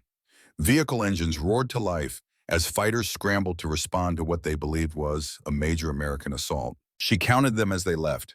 5 in the first truck, 6 in the second, 4 more running on foot because there were not enough vehicles. Another 5 loading into a technical that nearly crashed into a wall as it accelerated toward the northern perimeter. 20 fighters racing north to confront a threat that existed only in sound and fury. Another 10 repositioning to defensive points along the compound's northern face. That left maybe 10 inside the building itself. Still dangerous, still potentially lethal, but manageable. She had 30 minutes. 30 minutes before Saleh realized the northern threat was theater. 30 minutes before security reorganized and her window closed forever. 30 minutes to rescue Elena Voronova and escape with both their lives. Rachel checked her weapon one final time. HK-417 loaded, Sig Sauer in its holster, combat knife secured, grenade in her cargo pocket, everything ready. She thought about her father, about the 3 seconds he had to decide between running and fighting, about the choice he had made and the legacy he had left. She thought about Daniel Shaw, about his twin daughters who would never see their father again, about the promise she had made to his memory. She thought about Kozlov, about his unexpected mercy, about the chance he had given her to complete what she had started. This was the moment. Everything had led to this. 18 months of sacrifice and suffering and silent determination, all of it converging on the next 30 minutes. Rachel moved. The approach took 4 minutes. She crossed 230 meters of open ground using every shadow, every vehicle, every piece of debris that the war had scattered across Alcaria's broken streets. Her movements were fluid and silent, the product of years of training and months of practice in terrain exactly like this. The compound loomed ahead, 3 stories of reinforced concrete, former school, current prison, future memory if she survived the next half hour. The main entrance faced south. 2 guards remained, weapons ready, eyes scanning the darkness. Professional enough to maintain position despite the chaos to the north. Professional enough to be dangerous. Rachel did not approach the main entrance. She circled west, found the service door she had identified during 19 days of surveillance. Single guard, young, maybe 22, nervous. His attention kept drifting toward the explosions in the distance. She closed the distance to 15 meters, stopped, controlled her breathing, drew her combat knife. The guard never heard her coming. She was behind him before he registered movement. Her left hand covered his mouth. Her right hand drove the blade between his ribs, angled upward, into the heart. He stiffened, trembled, went limp. She lowered him to the ground, checked for pulse, found none, moved to the door. Locked. Simple mechanism. She had it open in 30 seconds. Inside, the corridor stretched into darkness. Generator-powered lights flickered at intervals, casting pools of illumination separated by shadows deep enough to hide anything. The air smelled like sweat and gun oil and the particular staleness of buildings that had housed too many frightened people for too long. Rachel moved left, toward the stairwell that led to the upper floors, toward the room where Elena Voronova had been imprisoned for 8 months. She encountered the second guard at the base of the stairs, older than the first, more alert. He saw her half a second before she reached him, enough time to open his mouth, not enough time to scream. The knife found his throat. He fell without making a sound louder than a whisper. 2 down, 8 to go. The second floor was empty. Rachel swept each room methodically, cleared corners, checked closets, found nothing but abandoned furniture and the remnants of a school that would never teach children again. The third floor was different. She heard them before she saw them, 2 guards, speaking Arabic, their voices drifting down the corridor from a position near the far end, near the door that matched the window she had identified as Voronova's cell. Rachel pressed herself against the wall, assessed the situation. The guards were positioned to cover approaches from both directions. Good tactical placement, hard to reach without being seen. She had options. She could try to take them silently, but 2 targets at once was risky. She could use her rifle, but the sound would alert anyone else on this floor. She could wait for an opportunity, but time was not a luxury she possessed. She chose the flashbang. The grenade arced down the corridor, bounced once, came to rest 3 meters from the guards. They had just enough time to recognize what it was. Not enough time to react. Rachel closed her eyes, covered her ears, felt the concussion wave wash over her, even through her protection. The flashbang detonated, light and sound that overwhelmed senses and left targets disoriented for precious seconds. She moved before the echo faded, found the first guard stumbling, hands pressed to his ears, weapon forgotten on the floor. She shot him with her Sig Sauer. Suppressed round that sounded like a heavy book dropping. The second guard was trying to raise his rifle, vision clearly compromised, movements uncoordinated. She shot him twice. Center mass. He fell. 4 down, 6 to go. Maybe. The door to Voronova's cell was locked. Heavy. Reinforced. Not the original school door, but something installed later, specifically designed to keep someone inside. Rachel kicked it once, twice, 3 times. The frame splintered. The door crashed inward.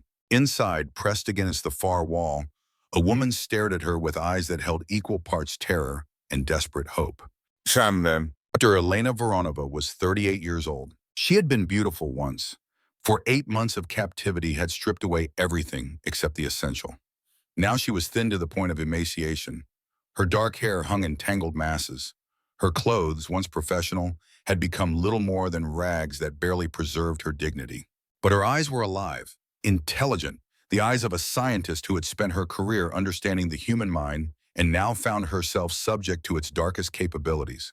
The eyes of a woman who had refused to surrender her research to people who would use it to harm others, and had paid the price for that refusal every day since. Rachel recognized something in those eyes, the same thing she saw when she looked in the mirror. The particular weight carried by people who have endured things that should have broken them and somehow did not. Rachel spoke in Russian. Her accent was American, clearly foreign, but comprehensible. Dr. Voronova Masipin, my name is Captain Rachel Morgan, United States Army. I am here to take you out of this place. Can you move? Voronova stared at her. Processing. Calculating. Trying to determine if this was real or another psychological manipulation designed to break her resistance. 8 months of captivity had taught her to trust nothing and no one. 8 months had turned hope into a weapon that her captors used against her. How do I know you are who you say you are? You do not. You cannot. But in approximately 20 minutes, this building will be full of guards who will either kill you or move you to a location where I cannot reach you. Your choice is to trust me or to stay here and accept whatever fate Tariq Saleh has planned. And if I trust you, what then? Then I take you to safety. Then you tell the world what you know about Saleh and his network. Then the people who did this to you face consequences. Voronova looked at the door Rachel had destroyed, looked at the bodies of the guards in the corridor, looked at the weapon in Rachel's hands and the blood on Rachel's clothes and the absolute certainty in Rachel's eyes. She had spent 8 months waiting for rescue that never came. Had spent 8 months wondering if anyone in the outside world even remembered she existed. Had spent 8 months losing hope one day at a time until hope itself became a distant memory. Now hope stood before her in the form of a wounded American soldier with bandaged hands and a voice that carried the weight of someone who had paid dearly for the chance to be standing in this room. I will trust you. Then move, now. They moved.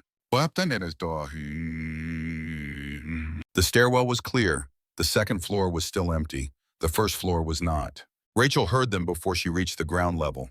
Multiple voices, boots on concrete, the distinctive sounds of armed men preparing for combat. Someone had raised the alarm. Someone had found the bodies. Someone had realized that the threat was not in the north, but inside the compound itself. She pulled Voronova into a side room, pressed a finger to her lips, drew her rifle. 4 guards entered the corridor, moving in formation, weapons sweeping, looking for the intruder they knew was somewhere in the building. Rachel waited until they passed her position. Let them move deeper into the corridor. Let their attention focus forward rather than backward. Then she stepped out and started shooting. The first guard fell before he heard the shot. The second turned and caught a round in the chest. The third tried to dive for cover and received a bullet in the back. The fourth managed to get his weapon up, managed to point it in her direction before she put 2 rounds through his face. 8 down, 2 unaccounted for. Move, she said to Voronova. Stay behind me. If I go down, run for the western exit and do not stop until you reach the Marines at the northern perimeter. You expect to go down? I expect nothing. I prepare for everything. They moved toward the exit. Rachel leading, rifle up. Every sense alert for the remaining guards who had to be somewhere in the building. She found one at the western exit. He was waiting, had anticipated her route, had positioned himself to ambush anyone trying to leave from this direction. He fired first. The round cracked past Rachel's head, close enough to feel the pressure wave. She fired back. Her round caught him in the shoulder, spun him around. Her second round finished him. 9 down, 1 to go. The western door was ahead. Freedom was ahead. Escape was ahead. Viktor Kozlov was ahead. At time. He stood in the doorway, blocking the exit, rifle held across his body but not raised, not threatening, waiting. Rachel stopped, pushed Voronova behind her, raised her own weapon. 10 meters separated them. Close quarters. Either one could kill the other in the time it took to blink. You came, Kozlov said. His voice was calm, almost pleased.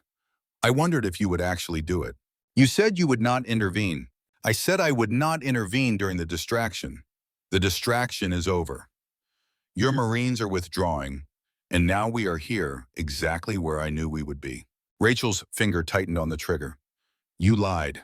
I did not lie. I gave you a chance. I let you reach the scientist. I let you kill 9 of Salah's guards. Now I want to see what you do next.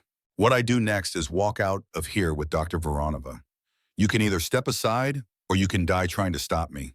Kozlov smiled, a genuine expression, almost warm. You are brave, foolish, but brave. Do you understand what will happen if I let you leave? You violate your contract. Saleh loses his prisoner. You lose your payment. Those things matter less than you think. What matters is what comes after. Rachel frowned. After what?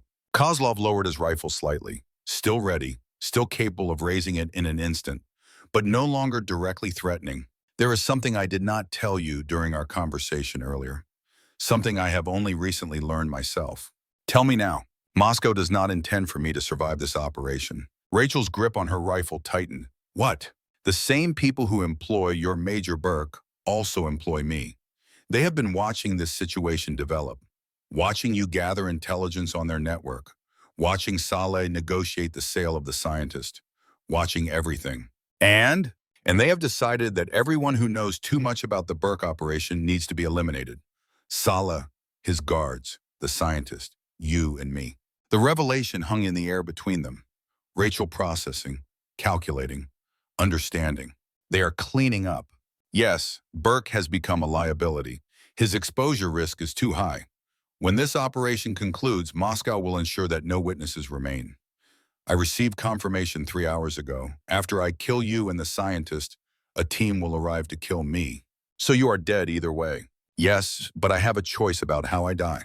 Rachel studied his face, looking for deception, looking for the trap she knew had to be hidden somewhere in his words. What choice? Kozlov lowered his rifle completely, let it hang by his side, made himself vulnerable. I can die as a mercenary who killed a brave woman for money he would never collect. Or I can die as something else, something I stopped believing was possible 30 years ago. What is that? A man who helped someone pay their debt. Yeah, them. Rachel did not move, did not lower her weapon, did not trust the gift she was being offered. Why would you do that? You do not know me. You have no reason to help me. I have every reason. You reminded me of something I forgot a long time ago, something I lost in Panjshir Valley along with 11 brothers in the capacity to believe in anything beyond survival. What did I remind you of? That some debts cannot be paid with money, that some promises cannot be measured in years, that some soldiers keep fighting long after the world has forgotten they ever existed. The words struck Rachel like physical blows. Her own words, the words she had lived by for 18 months, the words her father had taught her before he died, keeping a promise of his own. You heard me. I hear everything. It is how I have survived this long, but this time I did not just hear words, I heard truth. The same truth I used to believe before the world beat it out of me. Kozlov stepped aside, cleared the doorway, made room for Rachel and Voronova to pass. Go, take the scientist, complete your mission, expose Burke, pay your debt to the men who died at Manbij. Rachel moved forward slowly, weapon still raised, eyes never leaving Kozlov. And you? I will stay here. I will ensure that Salah's remaining forces do not pursue you. And when the Moscow team arrives to clean up loose ends, I will give them something to remember. You will die. Everyone dies, American. The question is not whether. The question is for what. Rachel reached the doorway, stood beside Kozlov, close enough to touch, close enough to see the decision in his eyes. The peace that came from finally knowing what you were willing to die for. What is your name? She asked. Your real name, not the one in the files. Viktor Andreevich Kozlov. And you are Rachel Morgan, daughter of Marcus Morgan, the woman who could not stop believing even when believing cost her everything. How do you know about my father? I know many things. I have had 30 years to learn, and in all that time, I have never met anyone like you. He reached into his pocket, pulled out a small data drive, pressed it into her hand. This contains everything I know about Burke's network. Names, accounts, communications, evidence that will destroy him more thoroughly than any testimony. Rachel looked at the drive, looked at Kozlov, looked at the darkness beyond the door where freedom waited. I do not understand. Why would you have this? Why would you give it to me? Because I have been planning to expose Burke myself. Because the general who betrayed my team in Panjshir is dead now. But the system that protected him still exists.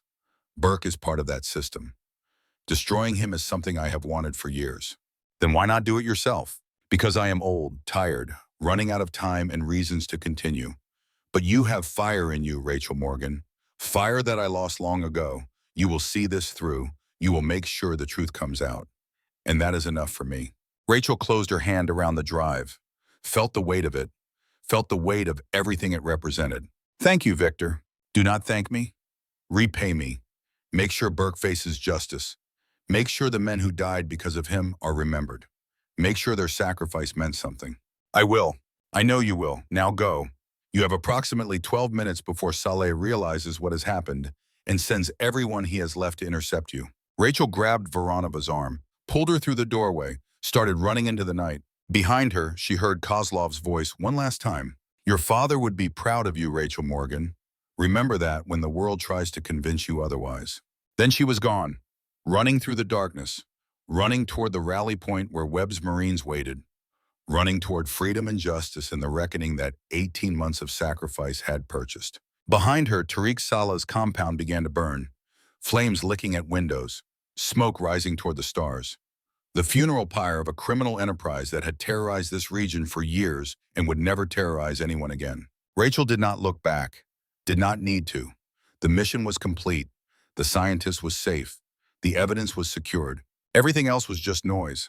The rally point was 1.8 kilometers northwest of Al-Qaria. Rachel and Voronova covered the distance in 14 minutes, running when terrain allowed, walking when exhaustion demanded, never stopping, never looking back. Voronova struggled.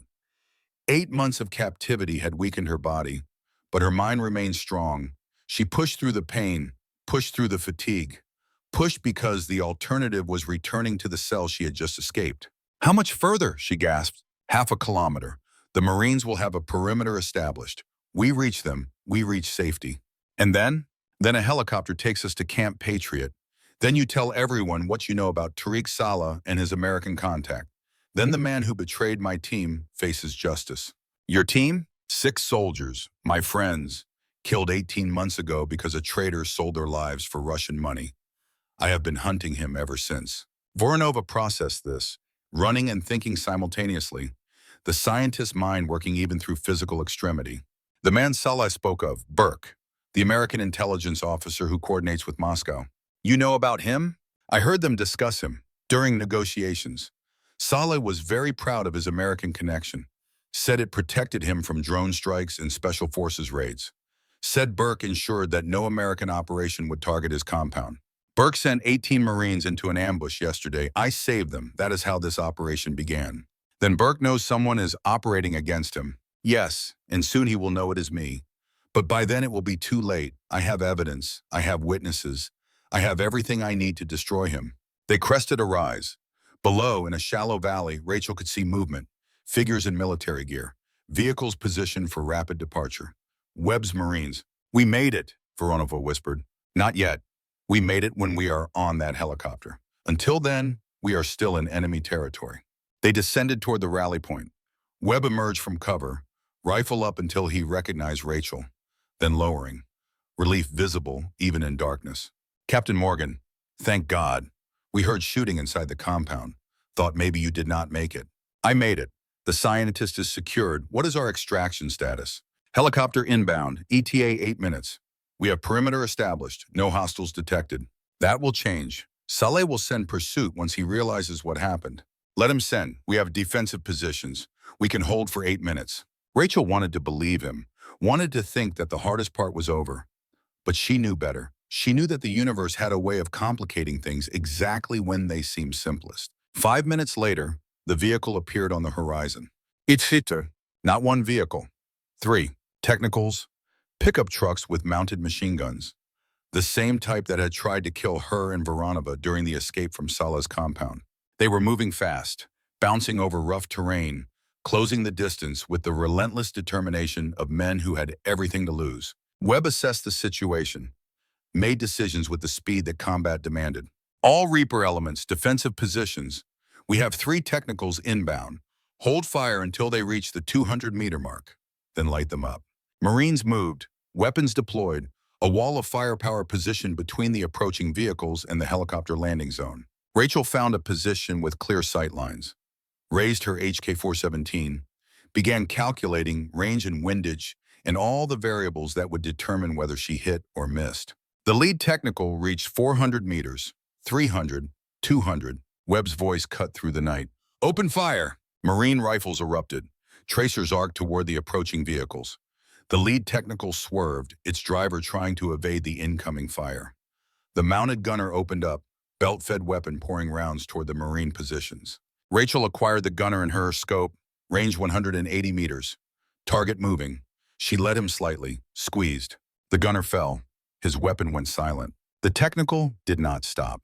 The driver accelerated, trying to close distance, trying to ram the Marine perimeter with 2 tons of metal moving at maximum speed. Rachel shifted aim, found the driver through the windshield, squeezed. The driver slumped.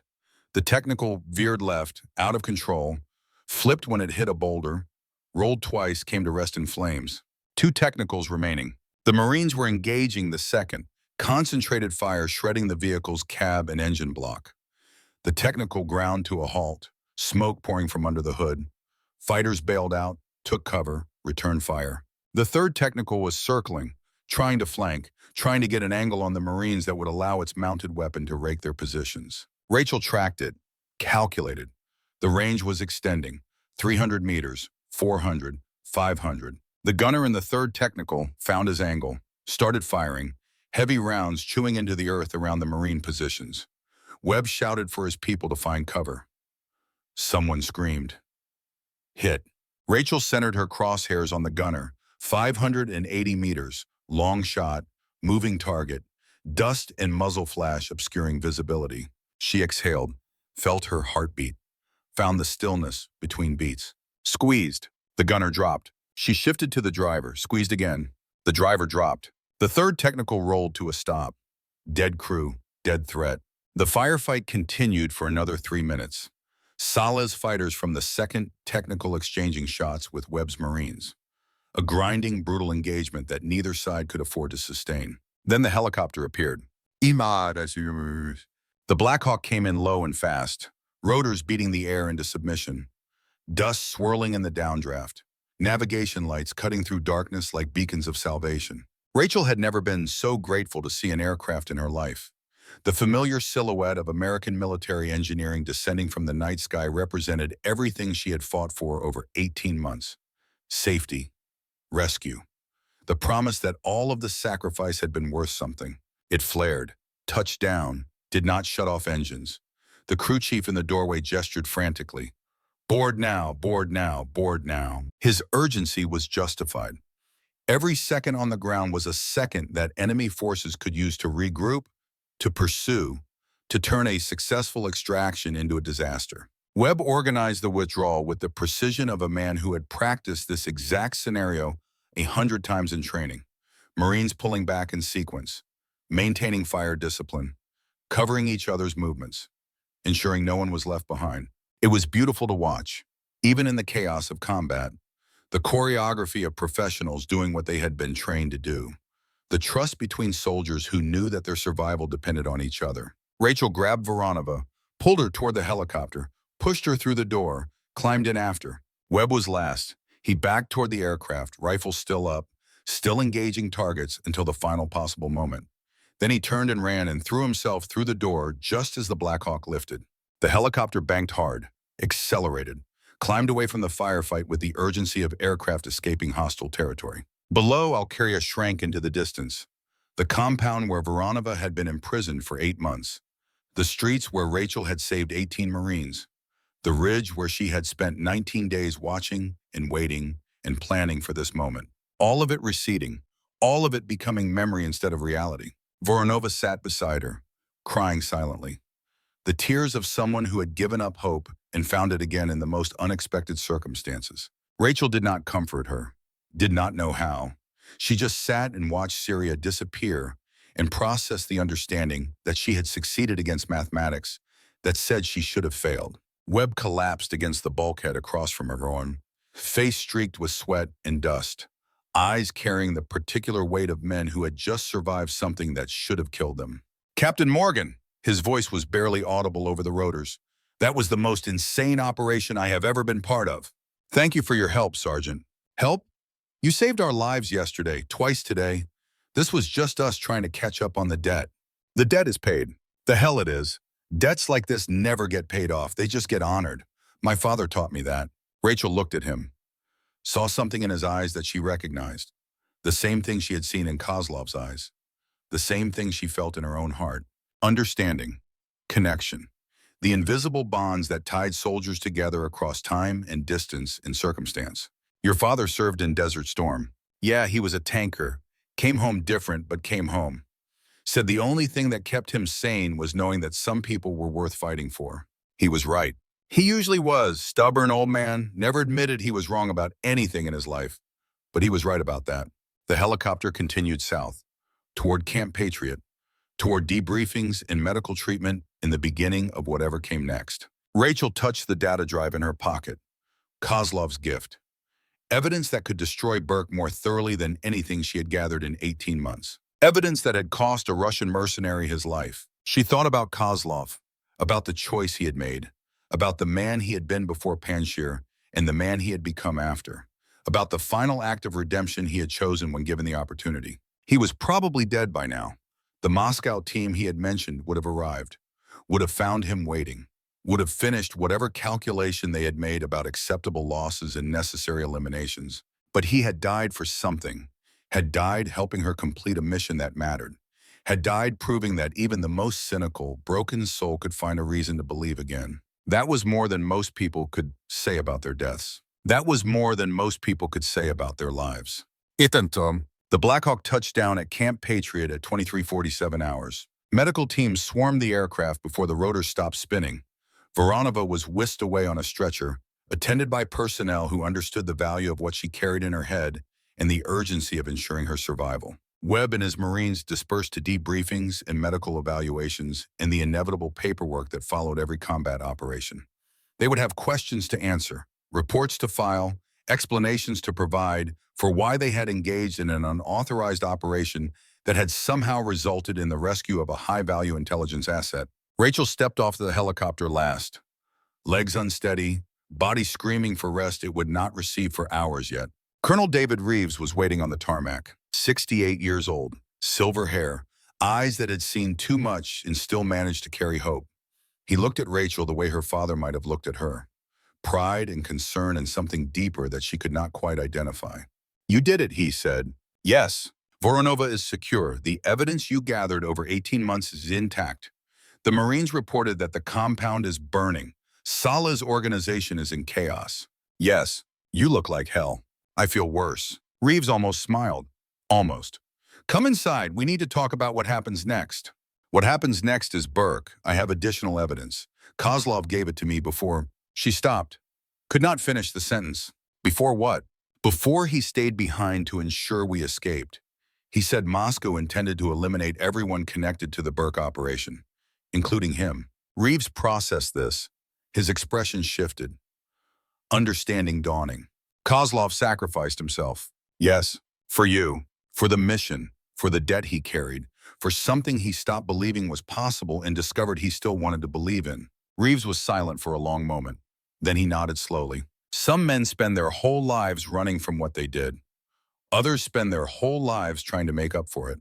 The second kind usually die first, but they die better. He died well. He died for something that mattered. Then honor that. Use what he gave you. Make sure Burke cannot escape what is coming." Rachel reached into her pocket, pulled out the data drive, handed it to Reeves. Everything. Names, accounts, communications. Kozlov said it would destroy Burke more thoroughly than any testimony. Reeves took the drive, looked at it, looked at Rachel. "This changes everything. With Voronova's testimony and this evidence combined with what you gathered over 18 months, we do not just expose Burke. We destroy his entire network. Everyone he protected, everyone who protected him. The whole rotten structure comes down. When? Soon. I am taking this to the Inspector General tomorrow morning. Formal charges will be filed within 48 hours. Burke will be arrested before he knows what hit him. I want to be there when he is confronted. I want him to see my face and know that everything he did to destroy me failed." Reeves hesitated. "That is not protocol." "I do not care about protocol. I care about justice. I care about making sure the man who killed my team understands that he did not win, that he will never win, that the system he thought would protect him is about to crush him instead. It could be dangerous. Burke is smart, ruthless. If he realizes he is cornered, he might try something desperate. Let him try. I have spent 18 months preparing for this moment. I am not afraid of Nathan Burke." Reeves studied her face, saw the determination there, the fire that Kozlov had mentioned, the unbreakable will that had carried her through 18 months alone in enemy territory. "Fine. You will be present at the confrontation. But you follow my lead. You do not speak unless I authorize it. You do not act unless absolutely necessary." "Understood." "And after, when Burke is in custody and the investigation is proceeding and your name is cleared?" Rachel thought about the question, thought about what came after revenge, what came after justice, what came after the debt was finally paid. "I do not know. I have not thought that far ahead. Maybe you should start. You are 34 years old. You have decades of service ahead of you if you want them. Or you can walk away, retire, find something else to do with your life. What would you do?" "I would keep fighting, because that is what soldiers do. But I am old, set in my ways. You still have choices I gave up long ago." Rachel did not answer, could not answer.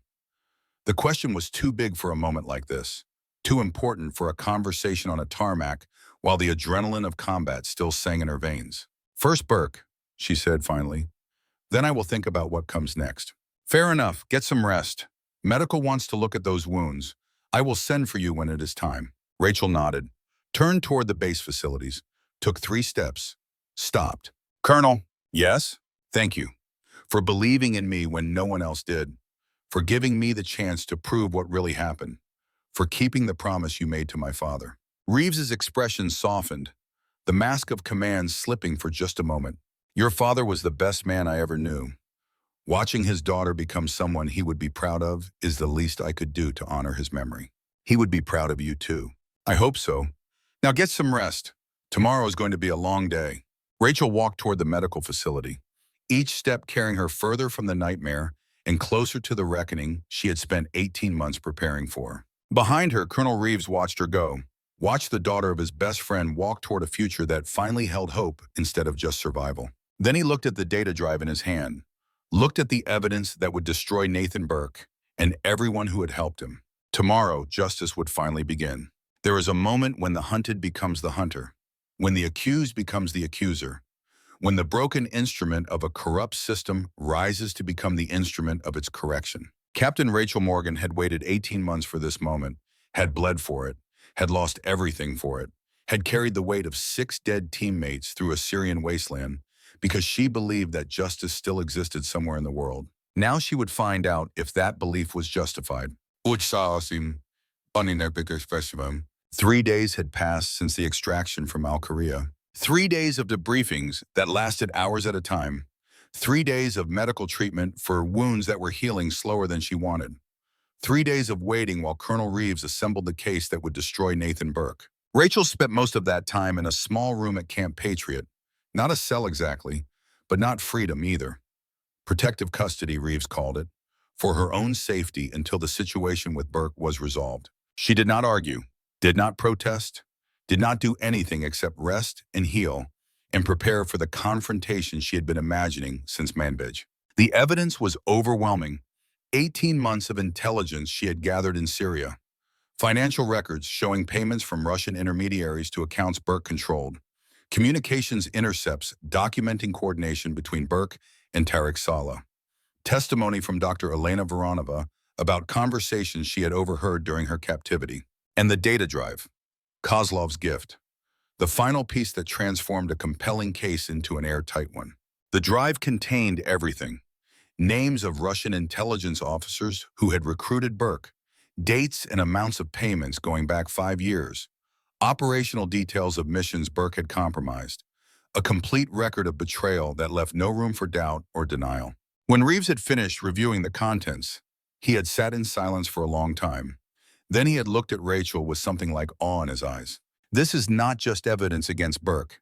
This is evidence against an entire network. Dozens of people, years of operations, the biggest Russian intelligence penetration of American military command since the Cold War. Burke was just the beginning. Burke was the keystone. Remove him, the whole structure collapses. Everyone he protected, everyone who protected him, all of it comes down. Good. Reeves had nodded slowly. The Inspector General is convening a special tribunal. Closed session, highest classification. Burke will be confronted with the evidence and given the opportunity to respond before formal charges are filed. When? Tomorrow, 0900 hours. You will be present as I promised. But remember our agreement. You follow my lead. You do not speak unless authorized. I remember. And Rachel, whatever happens in that room, whatever Burke says or does, you maintain control. Justice requires process. It requires patience.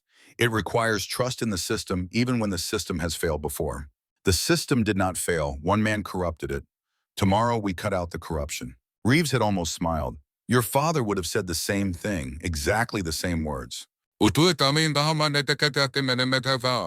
tribunal convened at 0900 hours in a secure conference room at Camp Patriot. The room was windowless, soundproofed, swept for listening devices 3 times before the proceedings began. Whatever happened here would remain classified for decades, visible only to those with clearance levels that most military personnel would never achieve. Rachel had not slept the night before, had lain in her bunk staring at the ceiling, running through every possible scenario, every argument Burke might make, every twist that could derail the case she had spent 18 months building. But beneath the anxiety, something else had taken root. Certainty. The absolute knowledge that truth was on her side and that truth, properly presented, could not be defeated. General Patricia Hayes presided, 61 years old, silver eagles on her shoulders, a record of service that stretched back to the First Gulf War. She had a reputation for fairness that bordered on legendary, and a reputation for ruthlessness when fairness failed. She sat at the head of a long table. To her right, the Inspector General's representative. To her left, two colonels from military intelligence who had been read into the Burke investigation. Reeves sat across from them. Beside him, a stack of folders containing evidence that would take hours to present in full. Behind him, against the wall, Rachel Morgan in dress uniform, with medals she had not worn in 18 months. And at the far end of the table, escorted by two military police officers, sat Major Nathan Burke. He looked different than Rachel remembered. Older, grayer. The confident smile that had once charmed everyone who met him was gone, replaced by something harder. Calculation. Assessment. The face of a man who knew he was in trouble, but had not yet accepted that escape was impossible. His lawyer sat beside him, a civilian, expensive suit, the kind of attorney that guilty men hired when they still believed money could buy freedom. General Hayes called the room to order. This tribunal has been convened to review evidence of potential misconduct by Major Nathan Burke, currently assigned to Camp Patriot operations. The evidence in question relates to possible violations of the Uniform Code of Military Justice, including but not limited to treason, conspiracy, and murder. She paused. Let the weight of those words settle over the room. Major Burke, you have been advised of your rights under Article 31 of the UCMJ. You are not required to make any statement. Any statement you do make may be used against you in subsequent proceedings. Do you understand these rights? Burke's voice was steady, controlled, the voice of a man who had talked his way out of difficult situations before. I understand, General. Very well. Colonel Reeves, you may present the preliminary evidence. Reeves spoke for 47 minutes. He walked through this timeline methodically. Starting 5 years ago, when Russian intelligence had first approached Burke through a defense contractor at a trade show in Dubai, moving through the gradual process of recruitment, the initial payments that seemed like consulting fees, the requests for information that seemed harmless, the slow tightening of the trap until Burke was too compromised to escape and too valuable to discard. He presented financial records, offshore accounts in Cyprus and the Cayman Islands, payments totaling over $2 million across 5 years. A paper trail that Burke's lawyers would spend months trying to explain if the case ever went to trial. He presented communications intercepts, encrypted emails that NSA had cracked, phone calls recorded by Allied intelligence services, a pattern of contact with known Russian operatives that no innocent explanation could cover. He presented the operational failures, missions that had gone wrong in ways that suggested enemy foreknowledge, assets that had been compromised, sources that had been burned, a trail of dead informants and failed operations that traced back to information only Burke could have provided. And he presented Manbij. Rachel watched Burke's face as Reeves described what had happened that night, watched for any sign of guilt or remorse or recognition of the lives that had been destroyed. She saw nothing, just the same calculated assessment, the same cold evaluation of how this evidence might be challenged or explained away. The Manbij operation was compromised from inception, Reeves said. Major Burke provided operational details to Tariq Saleh 3 days before the mission launched. Saleh's forces prepared the ambush. They knew exactly when our team would arrive and exactly where they would breach. 6 American soldiers died: Captain Daniel Shaw, Sergeant First Class Thomas Vance, Staff Sergeant Kevin Marks, Staff Sergeant Dylan Pierce, Staff Sergeant Marcus Holt, Staff Sergeant Anthony Cruz, all of them killed in an explosion that was designed specifically to eliminate them. The subsequent investigation blamed Captain Rachel Morgan for the failure. Evidence was fabricated to support that conclusion. Financial records were falsified. Communications were manufactured. Captain Morgan was framed for crimes that Major Burke committed. Reeves paused. Let the silence stretch. Captain Morgan spent 18 months in Syria gathering evidence to prove her innocence and expose the true traitor. She operated alone without support in hostile territory. She risked her life repeatedly to document Major Burke's network and its operations. 3 days ago, she completed her mission. She rescued Dr. Elena Voronova, a Russian scientist who was being held by Tariq Saleh. She obtained additional evidence that corroborates everything I have presented today. And she identified Major Burke as the architect of a betrayal that has cost American lives and compromised American security for half a decade. Reeves turned to look directly at Burke. Major Burke is not just a traitor. He is a murderer. He sold the lives of American soldiers for Russian money. He destroyed careers and families and everything that those soldiers believed they were fighting for. He did it deliberately, systematically, and without remorse. The evidence is overwhelming. The conclusion is inescapable. Major Nathan Burke must face justice for what he has done. Reeves sat down. The room was silent.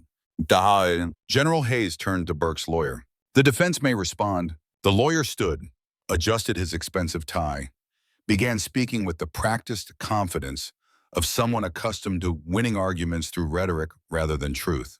General Hayes, members of the tribunal, what we have heard this morning is a compelling narrative, a story of betrayal and heroism that would make excellent fiction. But that is precisely what it is, fiction. He gestured toward the stack of evidence folders. Financial records can be falsified, communications can be manufactured. The very sophistication of Russian intelligence operations means that they are capable of creating exactly this kind of elaborate frame. Major Burke is not a traitor. He is a victim of a Russian disinformation campaign designed to destroy one of America's most effective intelligence officers. The lawyer paused for effect. Consider the source of this evidence. Captain Rachel Morgan, a woman who was formally accused of negligence and potential collaboration with enemy forces. A woman who fled the country rather than face court-martial. A woman who spent 18 months in enemy territory, allegedly gathering intelligence, but with no oversight, no verification, no way to confirm that she was not herself compromised. He pointed at Rachel. Is it not possible, General, that Captain Morgan is the one who has been turned? That the Russians recruited her during her time in Syria?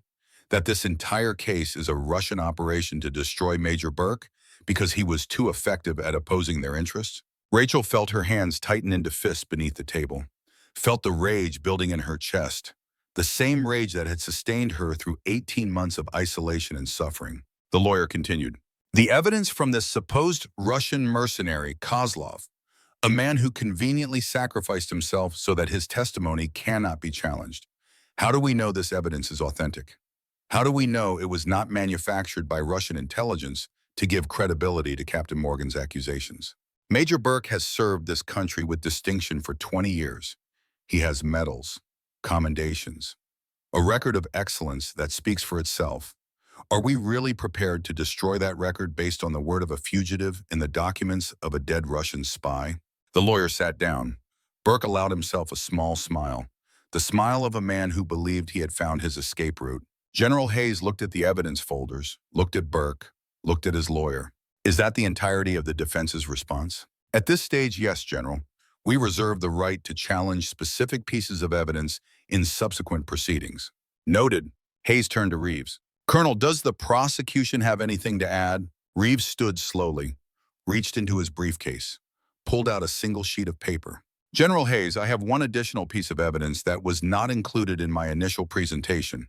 It was recovered from Tariq Saleh's communications systems during Captain Morgan's extraction operation. Our analysts verified its authenticity this morning. He walked to the head of the table and placed the paper in front of General Hayes. This is an intercepted message, transmitted from a secure American military communications system to Tariq Saleh's compound. It was sent 48 hours before Captain Morgan's extraction operation. Hayes read the document. Her expression did not change, but something shifted in her eyes. Something cold and hard and absolutely final. Would you like to read this into the record, Colonel? Yes, General. Reeves retrieved the paper, turned to face Burke, began reading in a voice that carried to every corner of the room. The message reads as follows. American operative Rachel Morgan is alive and operating in your sector. She has documents threatening our arrangement. Kill her. Make it look like combat casualty. Payment double standard rate. He paused. Let the words sink in. The message is signed in with a personal authentication code.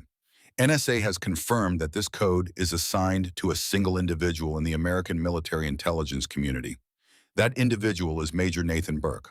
The room went completely silent. Rachel watched Burke's face transform, the confident calculation collapsing, the careful composure crumbling, the realization dawning that there was no escape route, no clever argument, no amount of money that could save him now. His lawyer was staring at the paper in Hayes' hands, mouth opening and closing, no words coming out. General Hayes spoke. Her voice was ice. Major Burke, do you deny that this is your personal authentication code? Burke's mouth worked. No sound emerged. I ask again, is this your authentication code? General, Burke's lawyer started. I am asking Major Burke, not you. Major Burke, answer the question. Burke swallowed. His face had gone gray, the color of a man watching his own execution.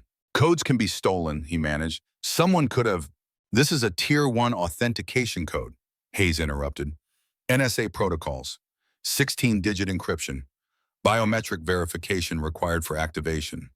You are suggesting that Captain Morgan, operating alone in the Syrian desert without equipment, somehow stole your highest level security credential? There must be an explanation. There is an explanation, Major. The explanation is that you ordered the assassination of an American officer because she was gathering evidence against you. The explanation is that you are exactly what Colonel Reeves has described: a traitor, a murderer, a disgrace to the uniform you wear. Hayes stood. The two colonels beside her stood as well. The Inspector General's representative made a note on his pad. Major Nathan Burke, based on the evidence presented today, you are hereby remanded to military custody pending formal court-martial. The charges will include treason, conspiracy, 6 counts of first-degree murder for the deaths at Manbij, and 1 count of attempted murder of a United States officer. She nodded to the military police officers. Take him. Burke stood. The MPs moved to flank him. But before they could lead him away, he turned, looked directly at Rachel. His face had transformed again, the mask of civilization stripped away. Underneath was something ugly, something that had been hiding behind charm and medals and carefully constructed reputation for decades. You think you won? His voice was raw, stripped of all pretense. You think this is over? I have people everywhere. You will never be safe. Never. Rachel stood, walked around the table, stopped 3 feet from the man who had murdered her team. 6 people, Burke. 6 names you probably do not even remember. She spoke each name slowly, clearly, like prayers offered to the dead. Daniel Shaw, Thomas Vance, Kevin Marks, Dylan Pierce, Marcus Holt, Anthony Cruz. She stepped closer, close enough that the MPs shifted nervously.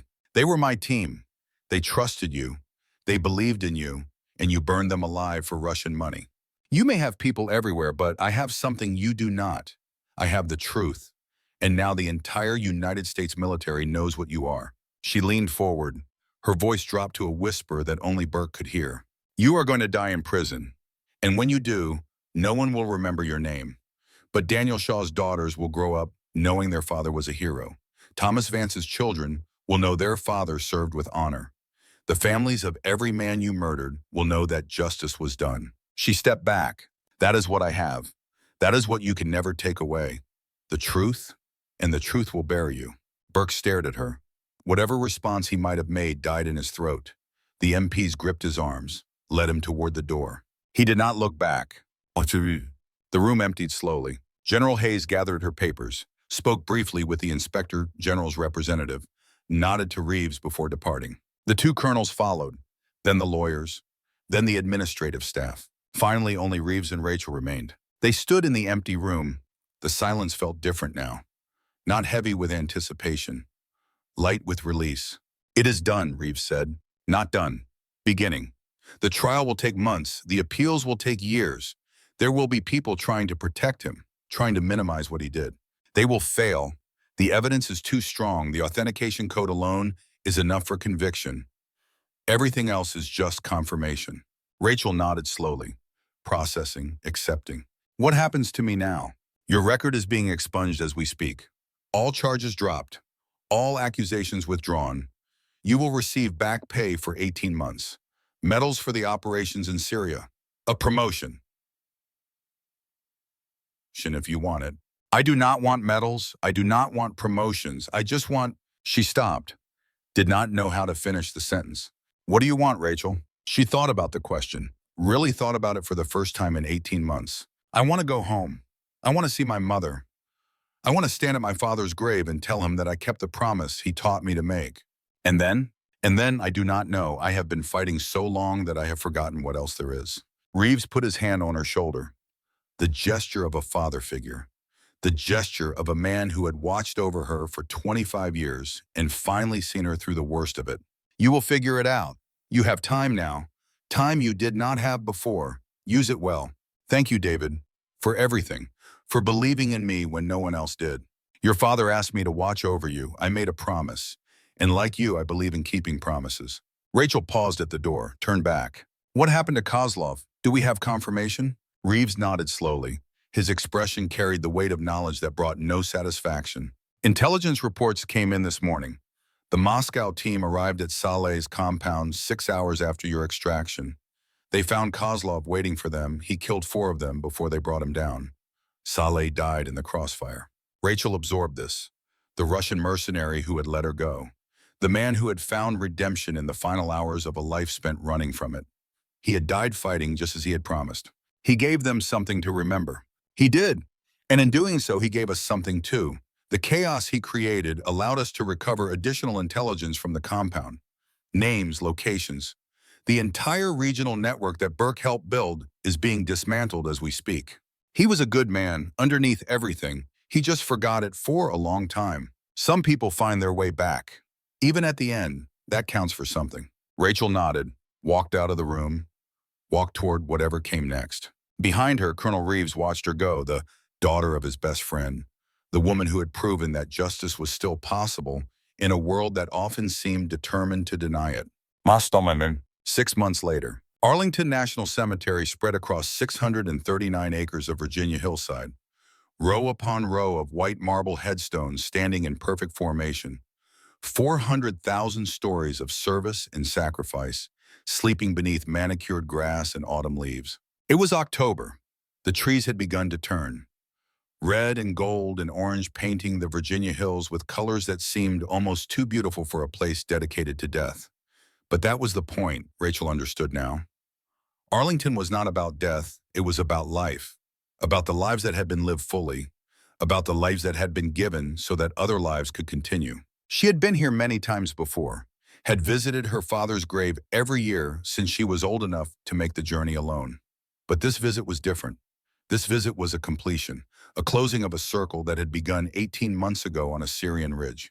Rachel walked through Section 60, the section where post-9/11 casualties rested, the section where the newest heroes joined the oldest traditions. She wore her dress uniform, full medals, the Bronze Star with V device that she had received for the Syria operations, the Purple Heart for wounds sustained in combat, ribbons representing 15 years of service that had nearly been erased by one traitor's greed. And beneath her uniform, invisible to anyone who might see her, 6 names tattooed in black ink over her heart. Shaw, Vance, Marks, Pierce, Holt, Cruz, her team, forever with her. She found their graves arranged in a row, 6 headstones identical to all the others, but infinitely different to her. She stood before them, straight and still, the posture of attention that soldiers learn in basic training and never forget. It is done, she said softly. Burke is on trial. Treason, conspiracy, 6 murder charges. His lawyers are stalling, but the evidence is overwhelming. He will spend the rest of his life in prison. The wind moved through Arlington, rustling leaves, carrying the smell of fresh-cut grass and old sorrow. Daniel, you were right not to trust that mission. You said something felt wrong. I should have listened. I should have said something. I am sorry I could not save you. She moved to the next headstone. Thomas Vance, beloved husband and father. Rest in eternal peace. Your kids are doing well, Tom. Your wife remarried last year. A good man from what I hear. He will never replace you, but he takes care of them. That is what matters. Next, Kevin Marks, forever young, forever loved. Sarah finished law school. Your fiancé. She is a prosecutor now. Puts bad guys away. I think she is doing it for you, carrying on the fight in her own way. Next, Dylan Pierce. Too young, too brave, too good for this world. I told your mom, Dylan. Told her you did not hurt. That was not exactly true, but it was what you wanted her to hear. Sometimes lies are the kindest thing we can offer the people we leave behind. Next, Marcus Holt. Healer, warrior, friend. You saved my life in Mosul, Marcus. I wish I could have saved yours in Manbij. I wish I could have carried you out the way you carried me. The debt I owe you, I do not know how to pay it, but I will spend the rest of my life trying. Last, Anthony Cruz, silent professional. loyal to the end. I did not know you as well as the others, Tony. You were quiet, private, but you were always there when it mattered, always ready to do whatever needed to be done. I hope wherever you are now, you finally found the peace you deserved. Rachel stood at attention, raised her hand in salute. Mission complete, brothers. The scientist is safe. Burke will pay. Our team will be remembered as soldiers who served with honor, not as victims of negligence, not as casualties of friendly fire, as heroes who died because a traitor sold their lives. She held the salute for a long moment, then lowered her hand, then allowed herself, for the first time in 18 months, to cry. Item. Footsteps approached from behind. Rachel turned, wiped her eyes, straightened her uniform. Sergeant Marcus Webb stood there in his Marine dress blues. Beside him, arranged in loose formation, approximately 15 other people. Marines, some in uniform, some in civilian clothes, all of them looking at Rachel with expressions she could not quite read. Sergeant Webb, she managed to keep her voice steady. What are you doing here? We have been looking for you for months, Captain Morgan. Ever since we got back from Syria. Why? Because we have a debt. He stepped forward, extended his hand. In it was an envelope. My Marines and I talked after the extraction about what you did for us, about what it cost you. We decided we needed to do something more than just saying thank you. Rachel took the envelope, opened it. Inside was a check and a letter. $127,000, Webb said, pooled from my unit, from other units who heard the story, from veterans organizations, from families of Marines who served with people whose lives you saved. Rachel stared at the check, stared at Webb, stared at the 15 Marines behind him. I do not understand. It is enough to establish a scholarship fund. We are calling it the Morgan Shaw Memorial Fund, named after you and your team leader. It helps children of fallen Delta operators attend college. The words hit Rachel like physical blows. She looked at the letter, read the formal language establishing the fund, read the names of the initial donors, read the mission statement that promised to honor the memory of soldiers who died in service by investing in the futures of their families. You did not have to do this. What I did not do it for recognition or reward. We know that is exactly why we had to do it. A young Marine stepped forward from the group. Rachel recognized him, the one she had seen through her scope during the ambush, the one who had been dragging his wounded teammate to cover when she shot the RPG gunner who was about to kill them both. Captain Morgan, I am Corporal James Rodriguez. That day in Al Korea, you shot the gunner before he fired at my position. I saw the rocket coming, saw my life ending, then the gunner fell and the rocket never launched. His voice shook slightly, the voice of someone trying to express something too big for words. I have a wife and a 2-year-old daughter at home. Because of you, my daughter still has a father. She will grow up knowing who you are, knowing what you sacrificed. And when she is old enough to understand, she will know that heroes are real. Thank you, Captain, from my whole family. Rachel looked at Rodriguez, looked at Webb, looked at the 15 Marines who had traveled to Arlington to find her and tell her that what she had done mattered. Something broke inside her son, something that had been holding itself together through sheer determination since Manbij. The walls she had built to survive 18 months alone in enemy territory crumbled in the face of genuine gratitude from people whose lives she had saved. A tear fell, then another. Then she stopped trying to hold them back. You do not owe me anything, she managed. I did what my father taught me to do, what anyone should do when good people need help. Webb shook his head. Your father taught you well, Captain. And now, thanks to this fund, the children of your teammates will have opportunities they might not have had otherwise. Daniel Shaw's daughters can go to whatever college they want. Thomas Vance's kids will have their education paid for. That is what you gave us, not just our lives, the chance to honor the lives of people we never met, the chance to repay a debt that can never really be repaid.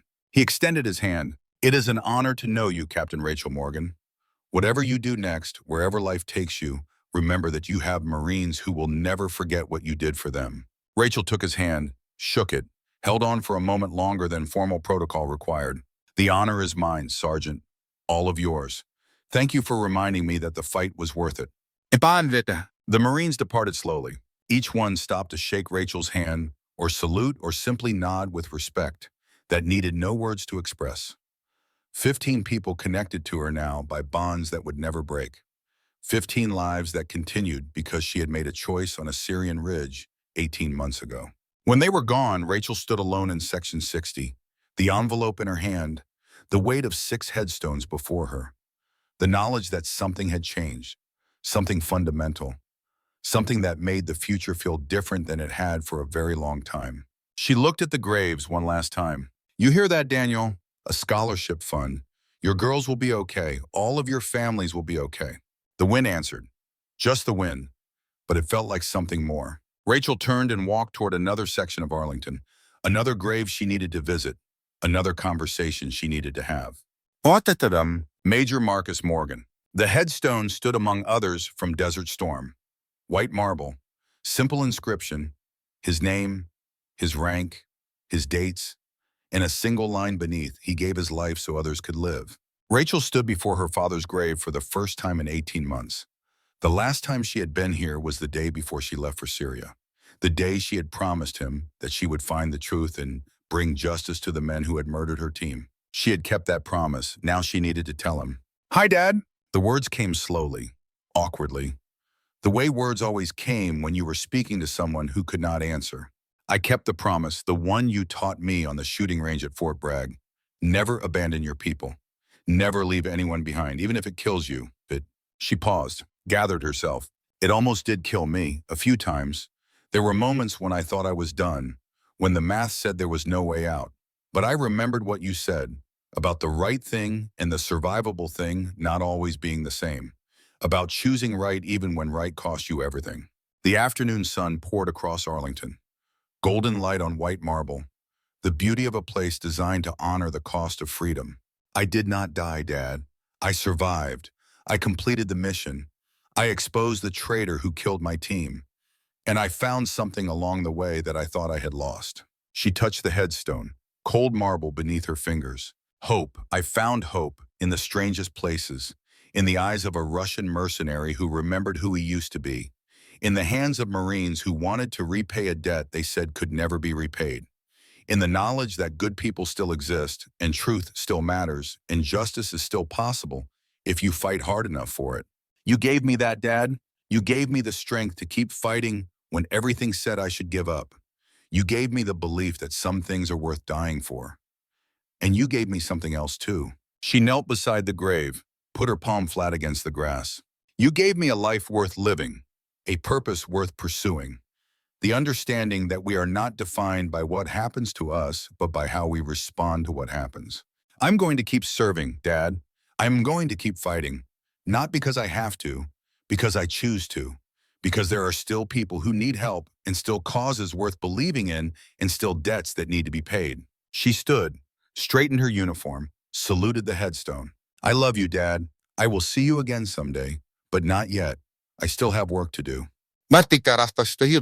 Rachel Morgan walked away from Arlington National Cemetery as the sun began its descent toward the Virginia hills. Behind her, 639 acres of sacrifice and memory.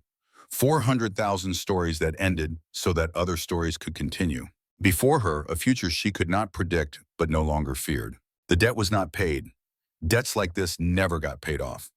But it was honored, and that was all a soldier could hope for. She thought about her father, about Daniel Shaw and his team, about Viktor Kozlov, who had found redemption in the final moments of a life spent running from it, about Marcus Webb and his Marines who understood that some things mattered more than survival. She thought about the scholarship fund that would send children of fallen soldiers to college, about the families who would know that their loved ones died as heroes, about the truth that had finally been spoken after 18 months of lies. The war never ended cleanly, but sometimes, rarely and truly, justice won, and that was all anyone could hope for. Rachel reached the cemetery gates, paused, looked back one last time at the rows of white marble stretching toward the horizon. Some debts cannot be paid with money, she whispered.